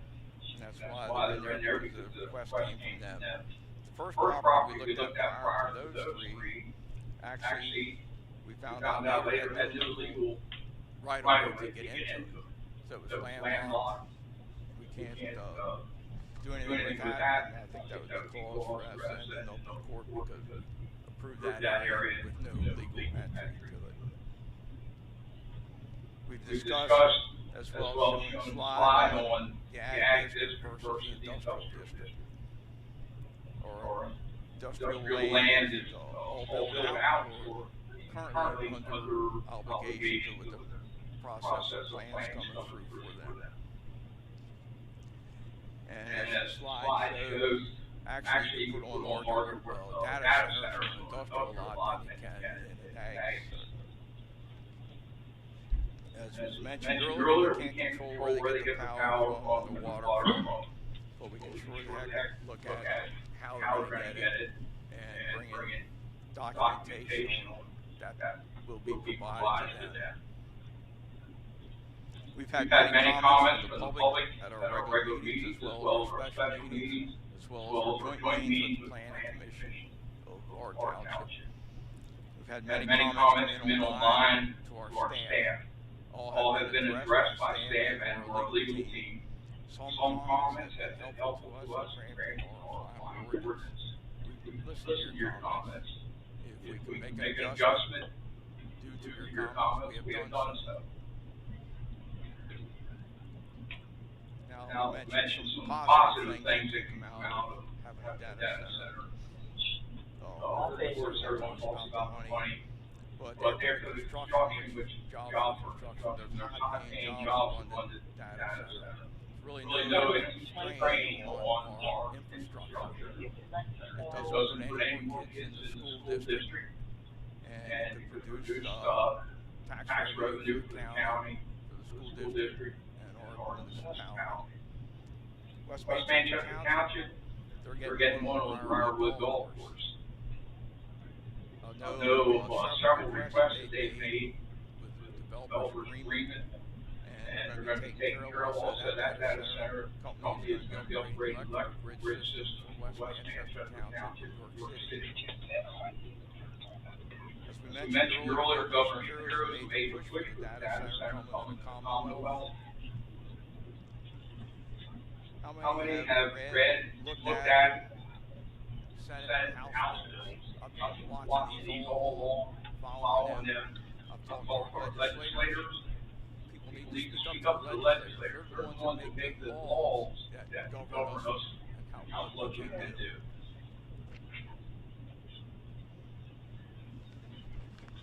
And along that line, there was the Commonwealth Foundation, just not on the topic so much, but Pennsylvania is still feeling the impact of higher electric bills. Now Governor Shapiro has doubled the bills to impose energy tax and green mandates.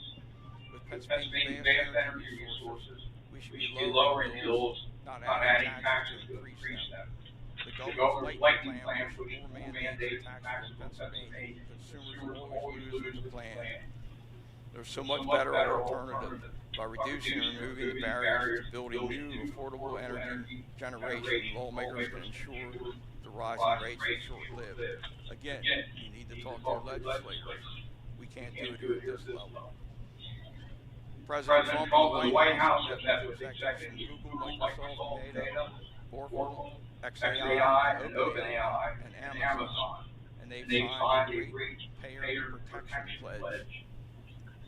I don't know how far that'll go, but the President of the United States is involved in this, trying to get them to be more responsible for what they do.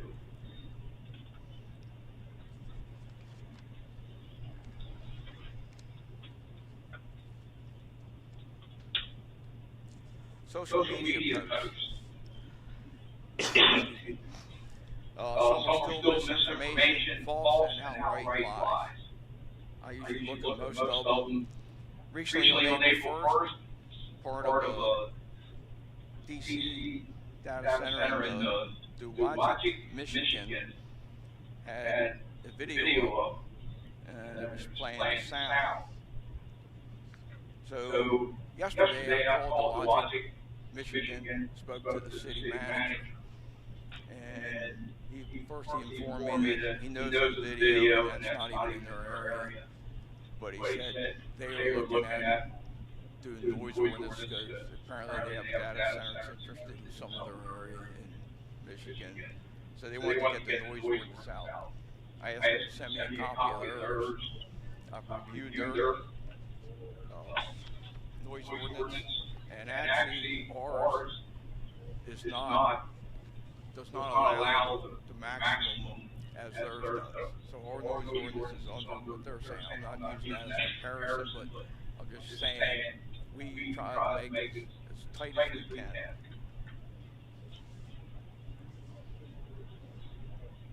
The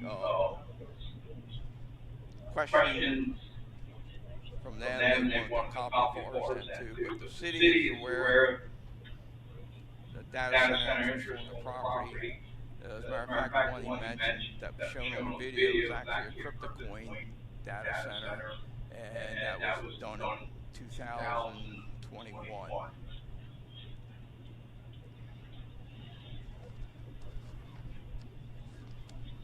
There was a question on social media about are we, the three board of supervisors, residents of this municipality? So I don't know if the person's here or not, but to be a representative of the municipality that you run for, you have to be a resident of that municipality.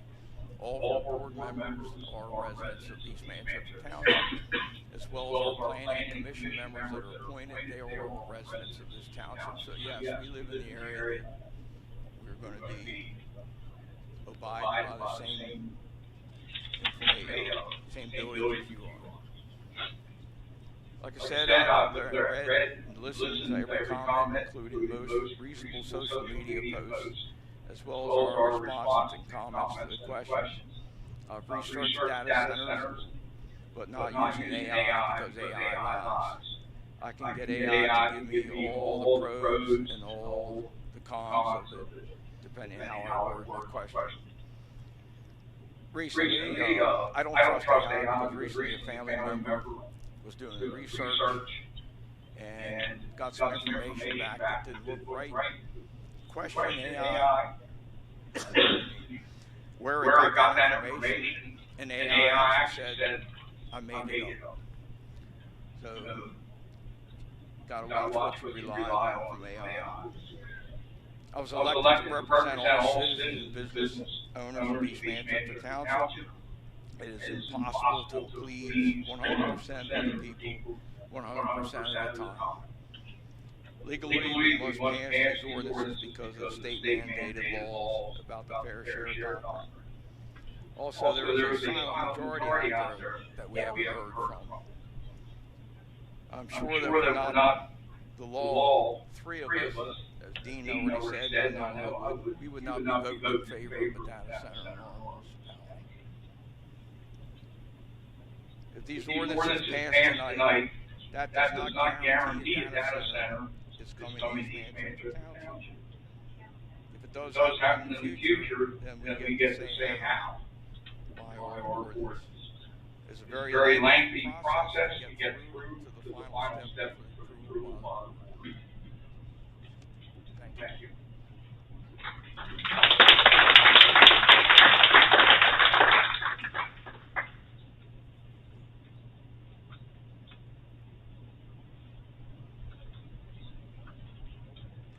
I'll be honest with you. This is my 20th year in office serving you. And I can honestly say, and go to bed at night, and lay my head down, and I gave 100% effort in protecting this community. If you want to see hands go up at who in this board would want a data center in our community, you're not going to see me raise my hand. However, what I was elected to do is represent you and protect you the best that I can. I hope I'm doing that. But I think you're misinterpreting what we're doing with this process. This process is not an endorsement of a data center coming in here. The inaccuracies that were presented at that microphone tonight are stunning to me. Are stunning. I'll go down over the ones I wrote down. We already established how many buildings can be built on total acreage of that. I like Darrell and going to data center forums. York College at 324, Dover Community Building with Senator Kiefer on the 27th, and I'm going to meet with Joe Diorsi about this. The curative amendment was asked by whom? The developer or the board? The board. We don't have discussions with developers. And for people to make innuendos that we do meet with developers and lawyers and all of a sudden we change things is untrue.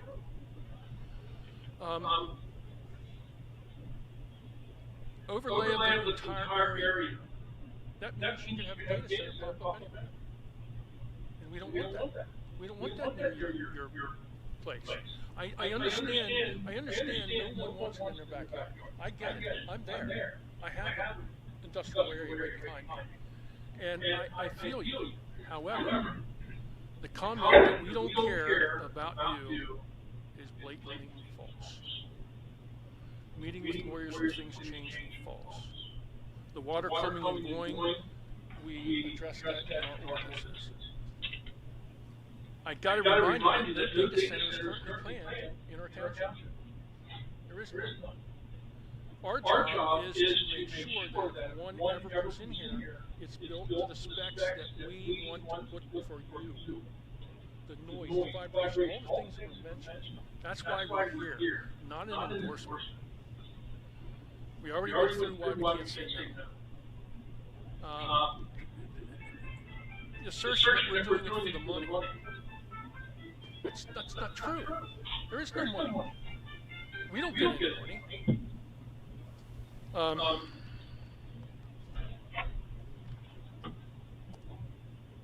And to answer your question, no, I'm not in favor of a data center coming up in this township. I don't think we need that. But what we're doing is we're doing our job for you to make sure that one will come and approach us to buy a farm, put a data center in. That's fine. But they're going to have to do it under our ordinance amendments that we worked diligently for the last close to a year on drilling down what we can do to protect everyone better. The question about how it's going to affect human and animals, I don't know. That concerns me too.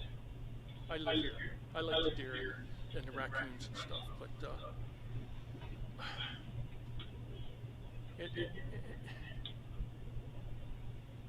That's about it. This is a tearing process. This data center stuff, I said to Senator Kiefer the other night, because the state and the county does not give us any help, we're on an island. The three supervisors got to make these hard decisions. It gets people voted out of office that are trying to do the best they can for you because of misconceptions and misunderstandings. And I know you probably won't believe it, but I'm here to tell you that we all do care. Very much so.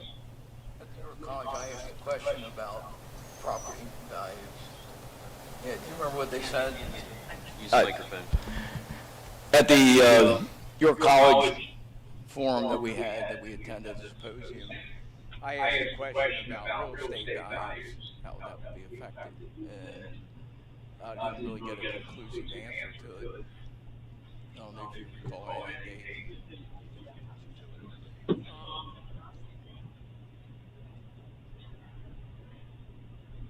So tonight, depending on the outcome, whether we vote yea or nay on this ordinance does not, and I want to repeat that, does not mean that we endorse or want one here.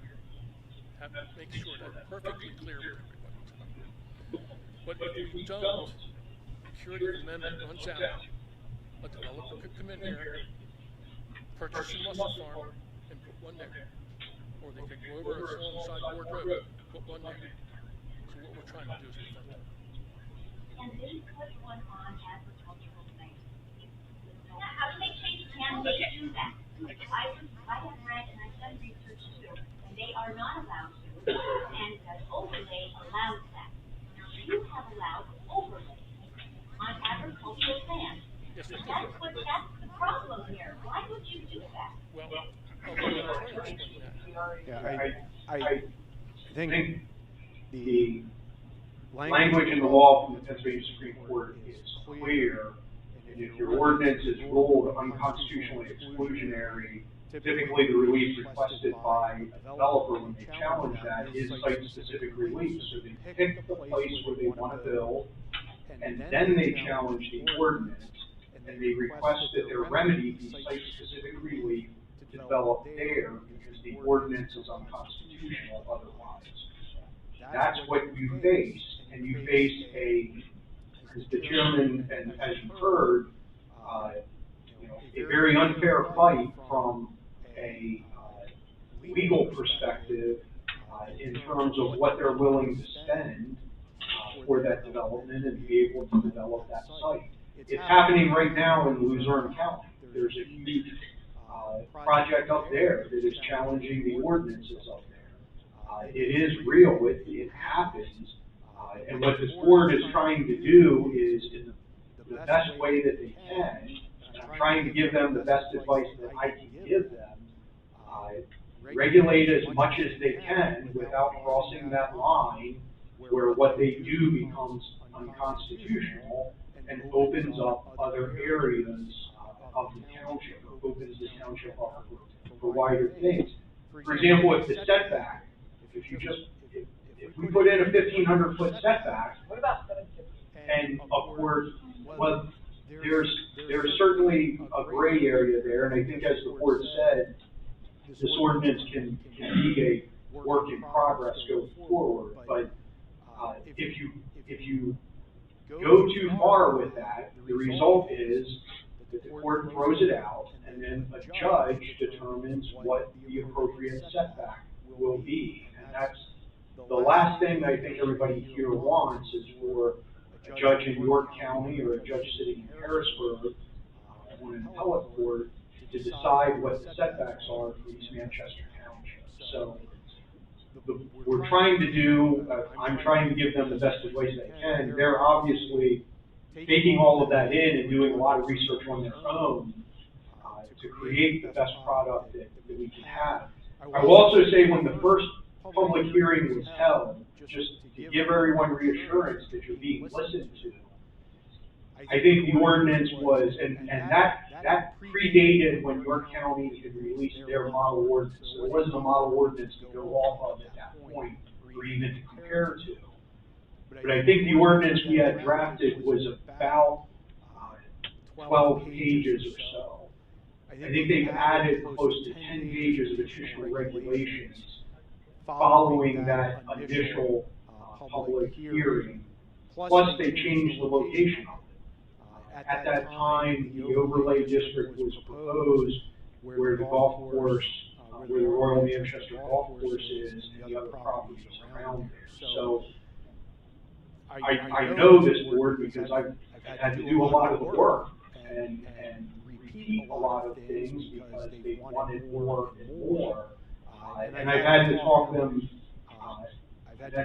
down from some things that in our opinion, or in my opinion, went too far in regulating the use. So we've tried to craft something that would be enforceable and isn't going to result in a judge or someone completely beyond this township's control deciding for the residents of the township. And how many? Mr. Miller, I think the original question was if our comp plan says we have X amount of space for industrial. Whoever's going to start speaking, they're going to have to say their names, and they need to, before we go any further. I don't think it's a question and answer, I'm just trying to clarify. No, that's okay, but Yes, there's Mike. a transcript that won't have your name. Mike, SCHRIESER. I think the original question was, how can we have a comp plan? We ran out of industrial land, so in our heads, the way we comprehend that is no mas, no more building. If somebody came in and asked questions to build and they bought that farm without any of this, take data center out of it, and then wanted to convert that to industrial commercial, then the planning and zoning commission would be able to have a say in that. Why do we have to pick a space if we have ran out of designated industrial? That's what you were kind of getting at? Yeah, it's only gonna have, like, they can't just go buy a farm, say, place in a data center.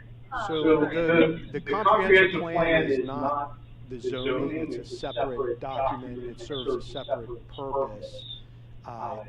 The comprehensive plan doesn't talk about data centers, neither does the zoning ordinance. So currently there's no provision for them at all in the ordinances, and if somebody came in, that's one of the things that they would point out, is that currently that use is not provided for.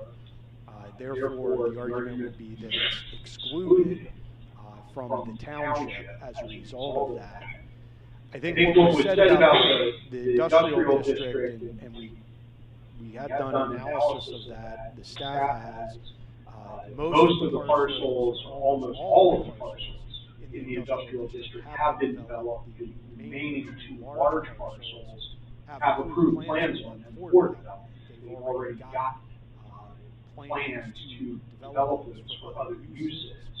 That leaves nothing currently available in that industrial district for the use. I think the other point that was made is that the comprehensive plan was done in 2006, before this use existed. So I think rightfully so, this board hasn't felt bound by a document that's that old. The document is 20 years old from making the right decisions going forward. And we talked about what infrastructure exists in that area now, and what infrastructure the data centers are looking for. Data centers also are not a high traffic use after construction. Typically, your industrial land is chosen where it's at because the road systems support high traffic uses and high intensity use like that. A lot of employees going in and out, a lot of truck traffic, things like that, which isn't the case for a data center. And like I said, for a data center to go in the industrial district, it's going to probably require substantial extensions of substantial utilities to get there. And this board has no control over how that happens or where that happens. So I think they've looked at this area as a place where that infrastructure is already there, it's nearby, it's not going to have to cross the rest of the township to get there. It's less likely to impact wide swaths of the township in that location. So I can assure everyone, as this board has said, there was a lot of thought and a lot of discussion with staff, public meetings about where the best location is for this. And I think everyone, I think I can say very clearly, there is no good location for it. It's a matter of picking, I guess, the least bad location for it. And I think that's what the board's tried to do in evaluating this area of the township.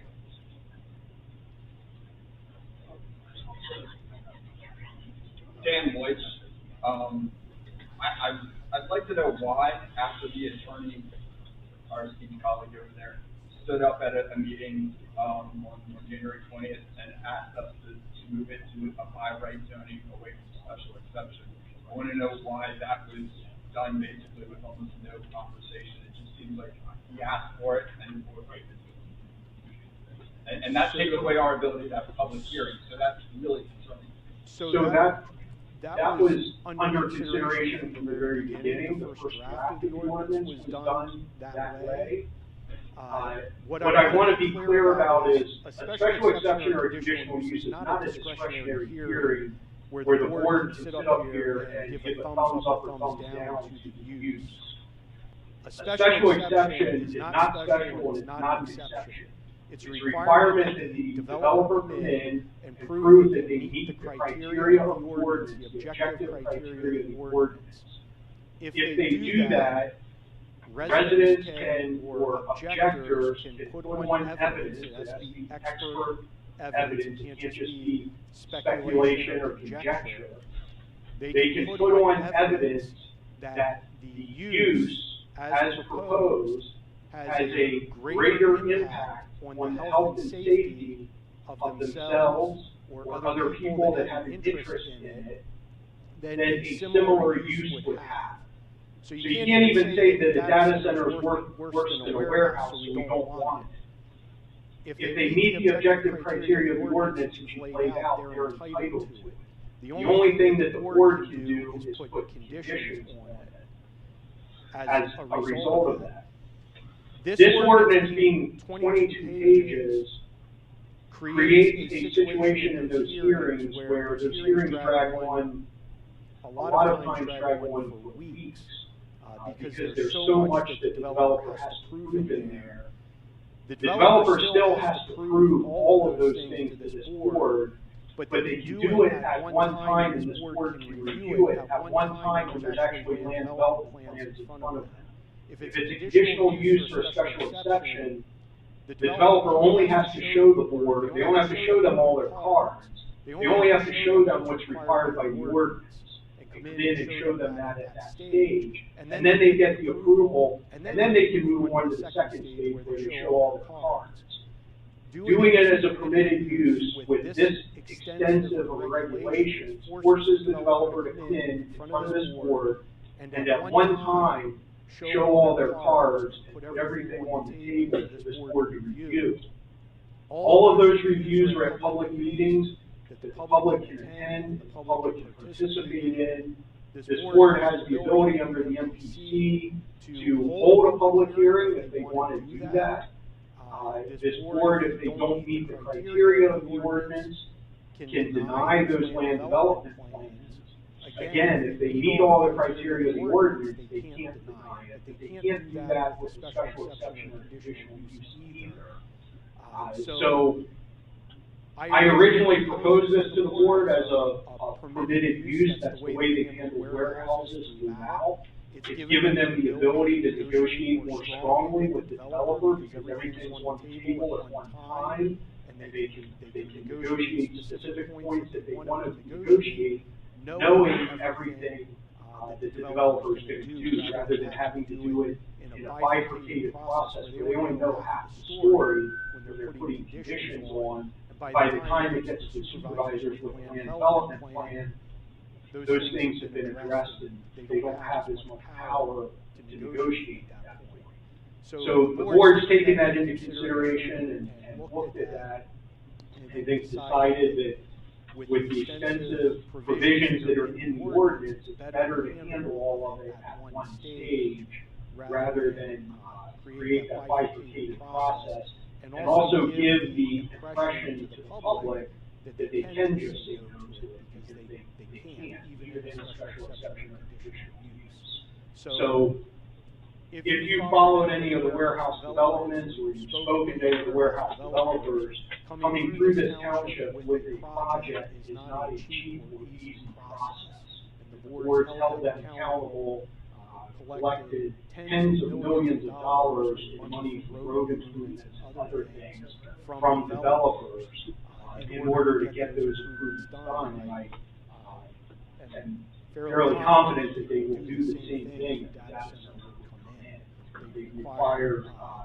They require the developer to appropriately mitigate the impacts that they're going to have.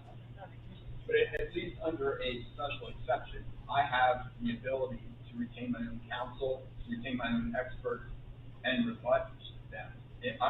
By right, I don't have that option. That now, I've now abdicated that ability to the township in hopes that the township does that.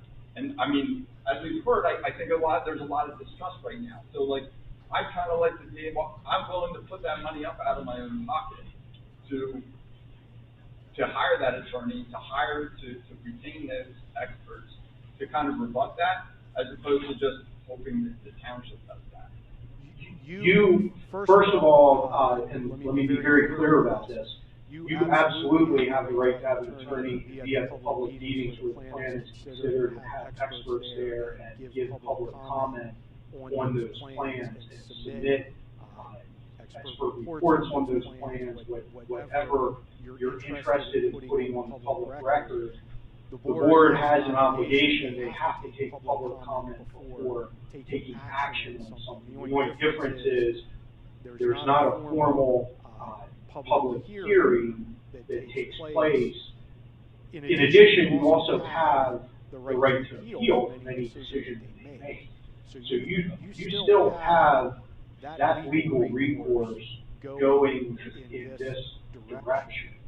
It's just a matter of whether or not there's a two-step bifurcated process where there's a special exception conditional use decision made first, or a single process where everything is in front of the board for that process and that approval. So, but you are not precluded, and the public's not precluded from having a say in the land development plans that come in. And I think if you've been to public meetings where the warehouse plans in the past have been considered, you would see that there are definitely residents there asking questions and having input on those plans. Plus those plans go to the planning commission. They go to the York County Planning Commission, and they go to the Township Planning Commission. You have the opportunity to participate in those reviews at public meetings as well.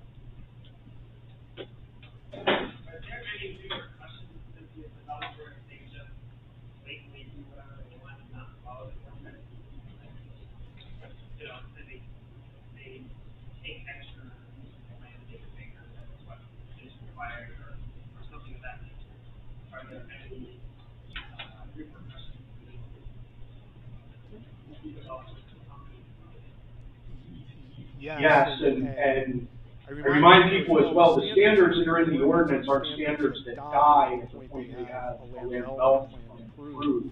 They've got to continue to meet those standards going forward while the facility operates. So the performance standards, the noise standards, they're still held to those standards during operation. If they don't meet those standards, the township can bring enforcement actions against them. In fact, one of the reasons that we moved a lot of these regulations to a standalone chapter of the code is because it also gives them the ability to cite them, essentially issue tickets or fines to them if they violate the ordinance, rather than having to always do it as a zoning violation where they have the right to cure first and play more games in avoiding those violations, because they get cited for a violation, correct it, and then if they do it again, they have to be cited again and given a chance to correct it, as opposed to a citation process where they can be issued a citation right away if they're in violation. So there were actually additional, because of that change in how this was done, there were additional enforcement mechanisms put in there in hopes that would hold them accountable.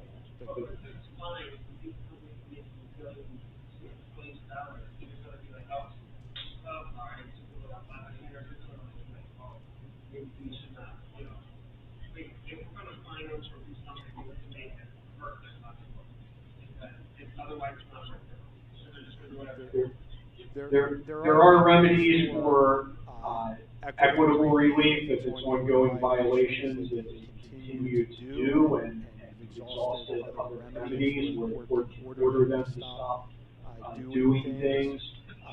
But unfortunately, townships are, second-class townships are limited in what they can do. It's not, they don't have the power of the state in a lot of ways. The amount of fines that they can levy is limited. Again, that's by state law, so we can't just arbitrarily set amounts for that. We have addressed it with other developers in development agreements. We actually have, and this is very somewhat unusual, I would say almost unique to this township. We actually have penalty clauses in those agreements that if they violate the developer's agreement, it's a $10,000 per day penalty for them, which is significantly more than the township can get by just filing citations. So if there is an emergency and they have to run their diesel backup, how long can they run those diesel backups? Like, is it a day, a week, a month? Well, there's no exception in the ordinance to the noise, vibration, EMF. There's no exception to those requirements just because it's backup. So they don't get a free pass just because they have to do it. Now, would they do that short term and just pay penalties for it? That may be the case, but they can't do it long term, and the township can bring an enforcement action if they want. If I may, there was one question I forgot to address. A young lady came up and said something about decommissioning, and we do have a very strong decommissioning statement in our zoning ordinance, where we do an estimate of the decommissioning of the buildings. We get 110% escrow so that we have it in case they don't do it. We have the money to do it and won't affect our residents. But if the bubble does burst and they're no longer in business, the buildings we want to see gone and back to the way it was. So we have that addressed, and we can cease and desist orders if they're not following our, so we can just shut them down by law if we want to. Yeah, if there are building code violations, there's remedies under the Uniform Construction Code for that as well. So I guess it doesn't matter if it's like an animal conservation plan or, you know, are the eagles still here? Like, you have nothing, nobody can say stop? Well, there is a requirement that they do an analysis of any threatened or endangered species, so that will be part of it. In order to get their stormwater permits, they have to do a Pennsylvania Natural Diversity Inventory analysis, which is a database by the Fish and Wildlife Service,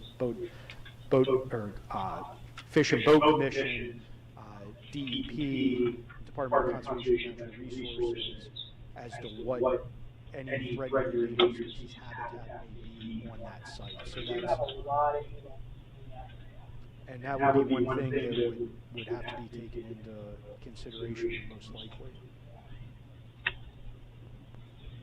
Just to get a better understanding of the Brunner Island location. So there's the whole of Brunner Island, there's areas adjacent to that are kind of away from residential areas. I mean, quite frankly, kind of like what Daryl was saying, I actually like the data center, like the 22-page thing. Like to me, that it's good. I do think you guys did a good job there. The location to me is just what is a killer. And like you have all of Boomer Island, a lot of that has not been built. I know there's coal ash there and that kind of thing. So there's like foundation things that would have to get addressed. But I mean, if they start digging in there's a lot of like ground instability in the area we're talking about anyway. So like you're going to have to shore up your foundations regardless of where you're at.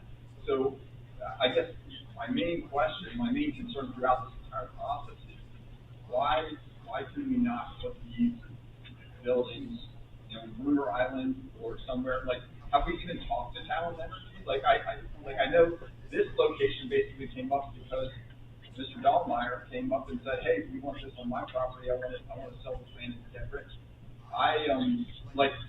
What about Talent Energy guys? Like, how have they even been talked to? Has anybody talked to them about this? So they received notification of the prior proposal, which impacted, they own the golf course. The golf course is a big ash landfill. They were notified the same way other landowners were notified about it. There hadn't been discussions further than that. They asked what the proposal was, and I believe that's all they inquired about. I don't believe the board or staff has approached them directly. The other issue with Island, Talent Energy is it's all fly ash underneath their ground. They have acres and acres and acres of fly ash. They don't really have any ground to build on. At this point, they have to reclaim all that to get down to the. I mean, but isn't that kind of the developer's job? Like if the developer wants to build, and we've got an overlay district on Bruner Island, if they want to build there, they can reclaim the land and build there. I mean, that's kind of part of the cost of development. Yeah, they can afford it, right? Well, the first thing is Talent Energy has not expressed any interest in putting data center on their property. Otherwise, they have submitted information to us requesting that. But I don't think it's the township's job, and Attorney Miller can correct me if I'm wrong. I don't think it's the township's job to only put this in places where the property owner wants it to be. Like if I suddenly said, "Hey, I want my house to be a data center," I doubt the township would go, "Oh well, if Dan wants a data center in his house, I guess this is what we're going to do now." Like at some point, I think the township, and you can correct me if I'm wrong, can say, "Hey, listen, this is what we feel is the best interest for the general population. This is the general area of where it is. If Talent Energy, if you want to sell this to a developer, you can. If you don't want to, then that's on you. But at least we have a location that's not going to be quite so objectionable to the entire population that is designated for this area. Developers can rehabilitate that land. They can build there. Like, I feel like if that was done, I feel like the whole room, or what's left of it, would erupt into rousing cheers. I can honestly because the last time we talked about it, we had that land in the golf course and whatnot. Massive concerns were raised by disturbing. I'm not asking about this. I'm not asking about this. But it's the same. Don't talk over each other. It's the same type of ground thing, and that everyone was like, "That's going to be a problem." That's what happens. You get stirred up, right? So I don't think that's a smart choice. So and again, I think I'm sorry. I just want to try and miss this point. It's like I get the location. It's my words are It's the best of the worst place to put it, but at least it gives us a place to put it so that it doesn't open the door to anywhere in the township. I think that's the most important part. Let me finish, okay? And I think that's what I'm trying to do. The other thing is that the way these ordinances are structured, if I'm a developer and there's other townships that are less restrictive, where do you think I'm going to go? I'm going to go where it's less restrictive. I think that's the important piece here. No place is absolutely perfect. we still solicit and ask them if they would be interested in selling? I agree with what you're saying, everything, but can we at least Plus all the So the- opportunities before you put a data center in Saginaw. So the board had, with the planning commission at one of the joint meetings, and the supervisors will remember this, probably talked about this for an hour or more at that meeting, with respect to the Hendrickson property, with respect to Bruner Island, and with respect to these properties, and what could they do. It was my advice that, like Supervisor Albright said, the Hendrickson property is pretty much landlocked, and if you pick just that, it's probably going to get challenged as a spot zoning case because it's too small of a piece. The same thing with Bruner Island. You're talking about one tract of land that's on an island already, and the definition of spot zoning is an island of zoning, and you're putting it all in one singular location, potentially the benefit of one property owner, and that is the definition of spot zoning, and could be potentially subject to challenge for that in that location. Plus other developers who come in, could also say that the fact that it's got ash under the ground, and the fact that it's on an island, and it's already developed as a power plant, and I don't know, I haven't researched, but I would assume for security reasons that power plant can't have anything else built very close to it, that it would cross that threshold of being de facto exclusionary zoning.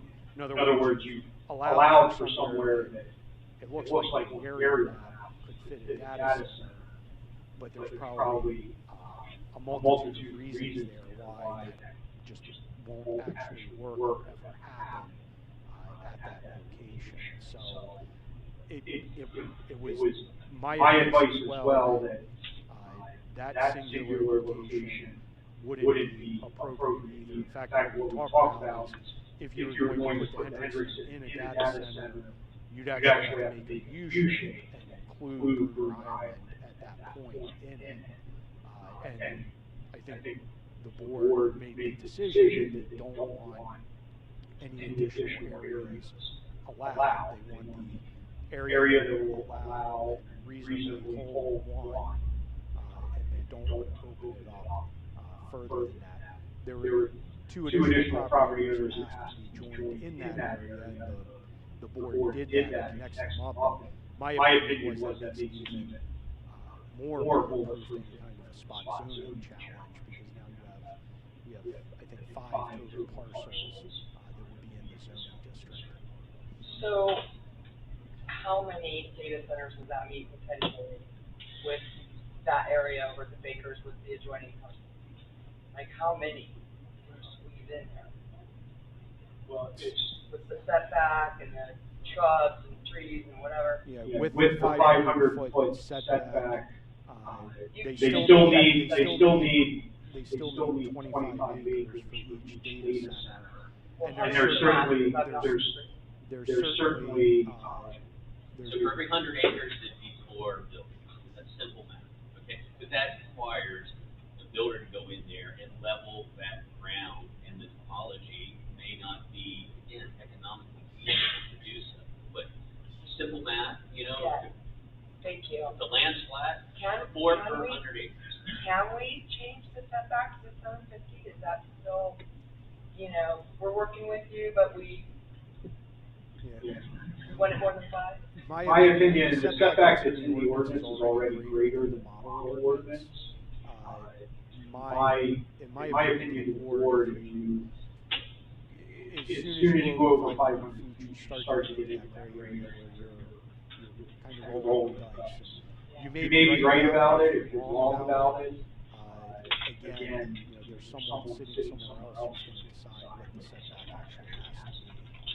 So let's say if the developer is interested, what kind of time frame are we looking at? Like if they were to come in, say, this sounds great, we want it, like how long does it take to develop an AI center? Is it a year, 2 years, we look back 3 years. Land development process. Yeah, Township is usually 2 years, 3 years. This board can really only speak to the approval process in front of them. There'd be approval processes with, most likely with PJM, who operates the grid in Mid-Atlantic, potentially PUC, DEP, York County Conservation District, a lot of other agencies that typically take longer than the township to approve plans. But Sorry, let me just throw this out. We don't do that tonight.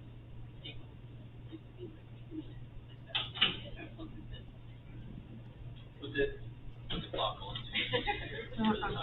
Maybe. I will.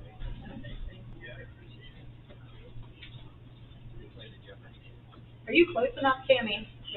Are you close enough? Bye.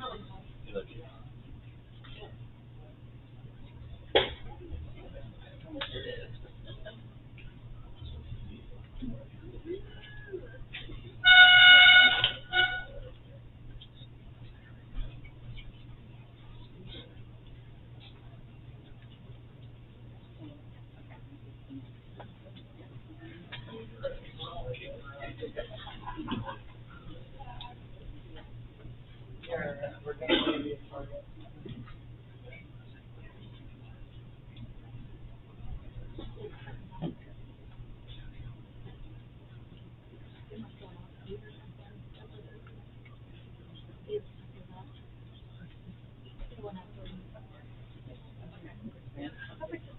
Alright, so my normal day job is I happen to work on electronics.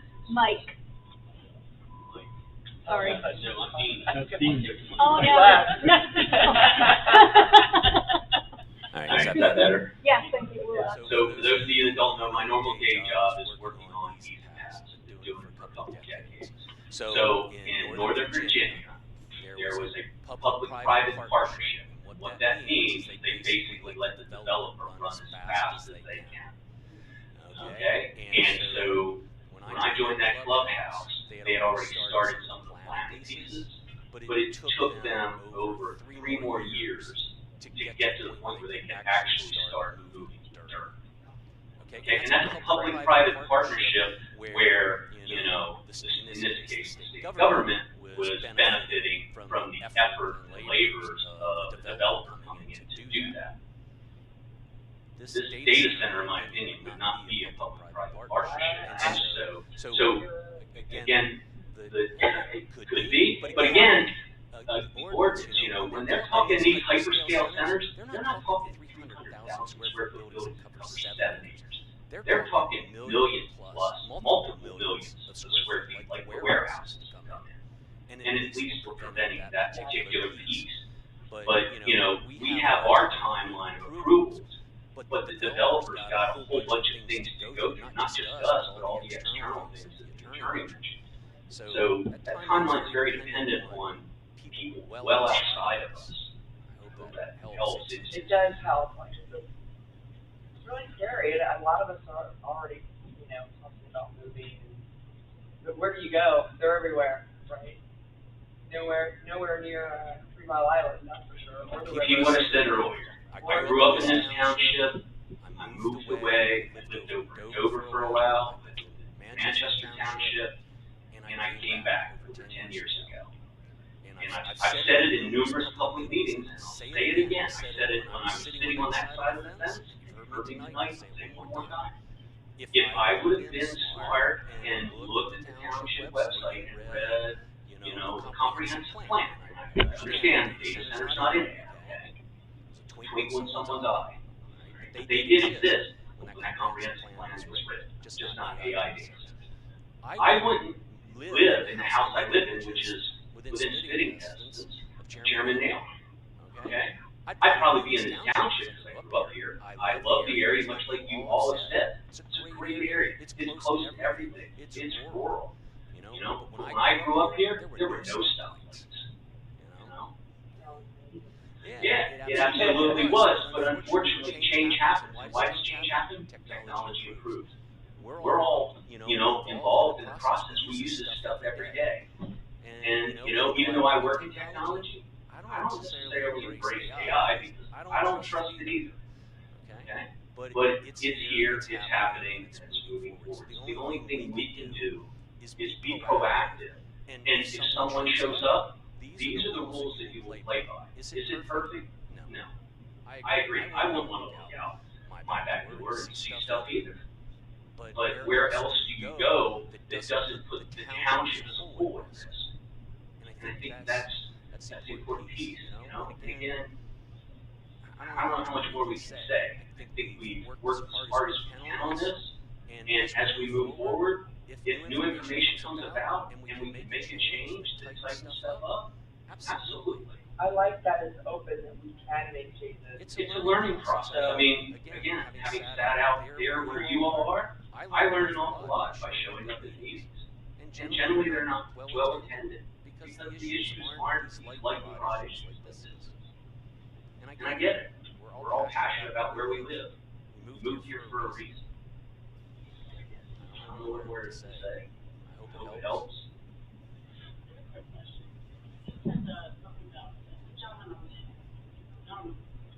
Andrew Miller. Okay, Andrew, you said something like 25 acres.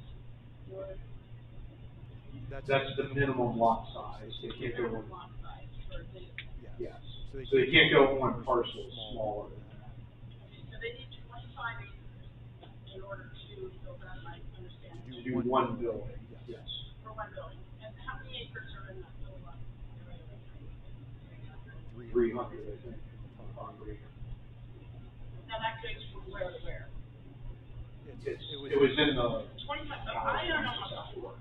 And that's like a couple of football fields. So, like, I'm thinking, like, I'm trying to dumb it down. How many football fields this has to be for them to buy that? Now, I can't do the math in my head. So the building size, we go 4 acres, maximum size of the building, 5 square feet, just under 7. So say 2 or that's big building. But, you take 4 acres and go into 25 acres, right? What is it? It's about 6 times, a little over 6. You need 6 of your properties to put one data center. Right. I'm trying to look at that property where they put it. I'm trying to put that in perspective, how that is. Well, it's tough to look at it. I mean, you have to go across the street, you have to do all that. Right. Yeah. Right. That's just where it's potentially 5 acres and all it's doing on that. It doesn't look like that much there. Say that a developer coming into that area that would be a tough build in that area, because a lot of all of us look at it from 10,000 feet down, and you, as a developer, you're not looking at it that way. You're looking at what's underneath the ground, and all that stuff. So.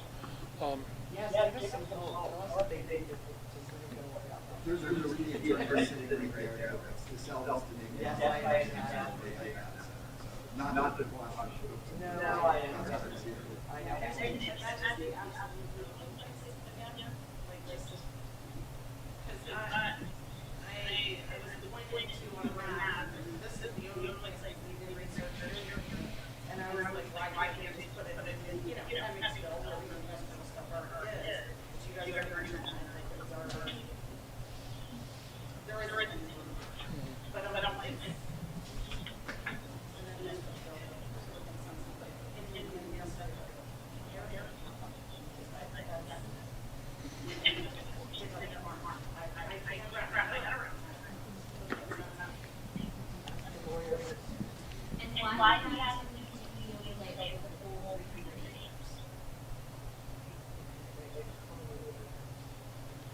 As we said earlier, the smaller you make it, we potentially run the risk of spot zoning. I understand, but again, it gets back to the definition. I mean, we've been over this. I don't know how much more we can explain it. I'm sorry. I would hear that you can't go too small, but there's a difference between 25 acres. So it's like the setbacks. There's an area that is safe, and and I can be confident in telling the board that it's not spot zoning, which is what we have now. And there's gray areas where you take a lot more risk. The same thing with setbacks. And with respect to the setbacks, just as an example, because I think it is, it's a similar analysis. While I was sitting here, I looked at another ordinance for East Middlesex Township up in, I believe, Dauphin County, and three other model ordinances. The biggest setback in any of those was 300 feet, and that was one of them. York County's model ordinance suggests 150 to 200 feet from residential areas. So just to put in perspective, I think this board is going pretty far already with what they've done. My advice to them has been, keep going, keep pressing it. You're going to put yourself in that gray area where I can't assure you that won't get thrown out. So I feel confident with 500 feet. Going beyond that, I think I've advised consistently throughout. You're starting to enter that gray area. The same thing goes with the acreage. The less you allow for it, the riskier it gets. Okay, where's the end, Mr.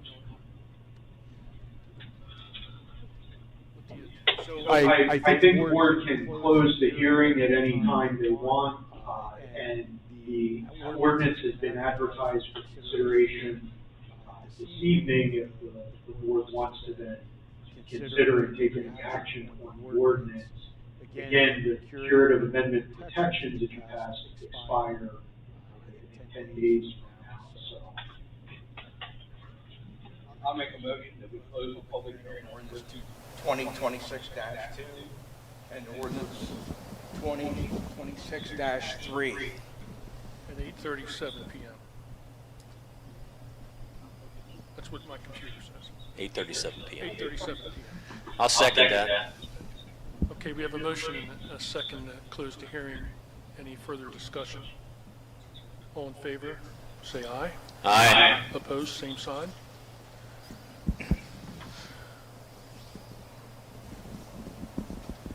So this is the tough part for me. The board will accept the motion to approve ordinance 2026-2. Is there a motion? I'll make a motion that we accept ordinance 2026-2 to at least preserve something in our township. We have a motion and a second. Discussion. I think we discussed enough. We discussed enough. I think everyone out there knows our feelings on this. So I'll call for the vote. All in favor of the motion signify by saying aye. Aye. Opposed, same sign.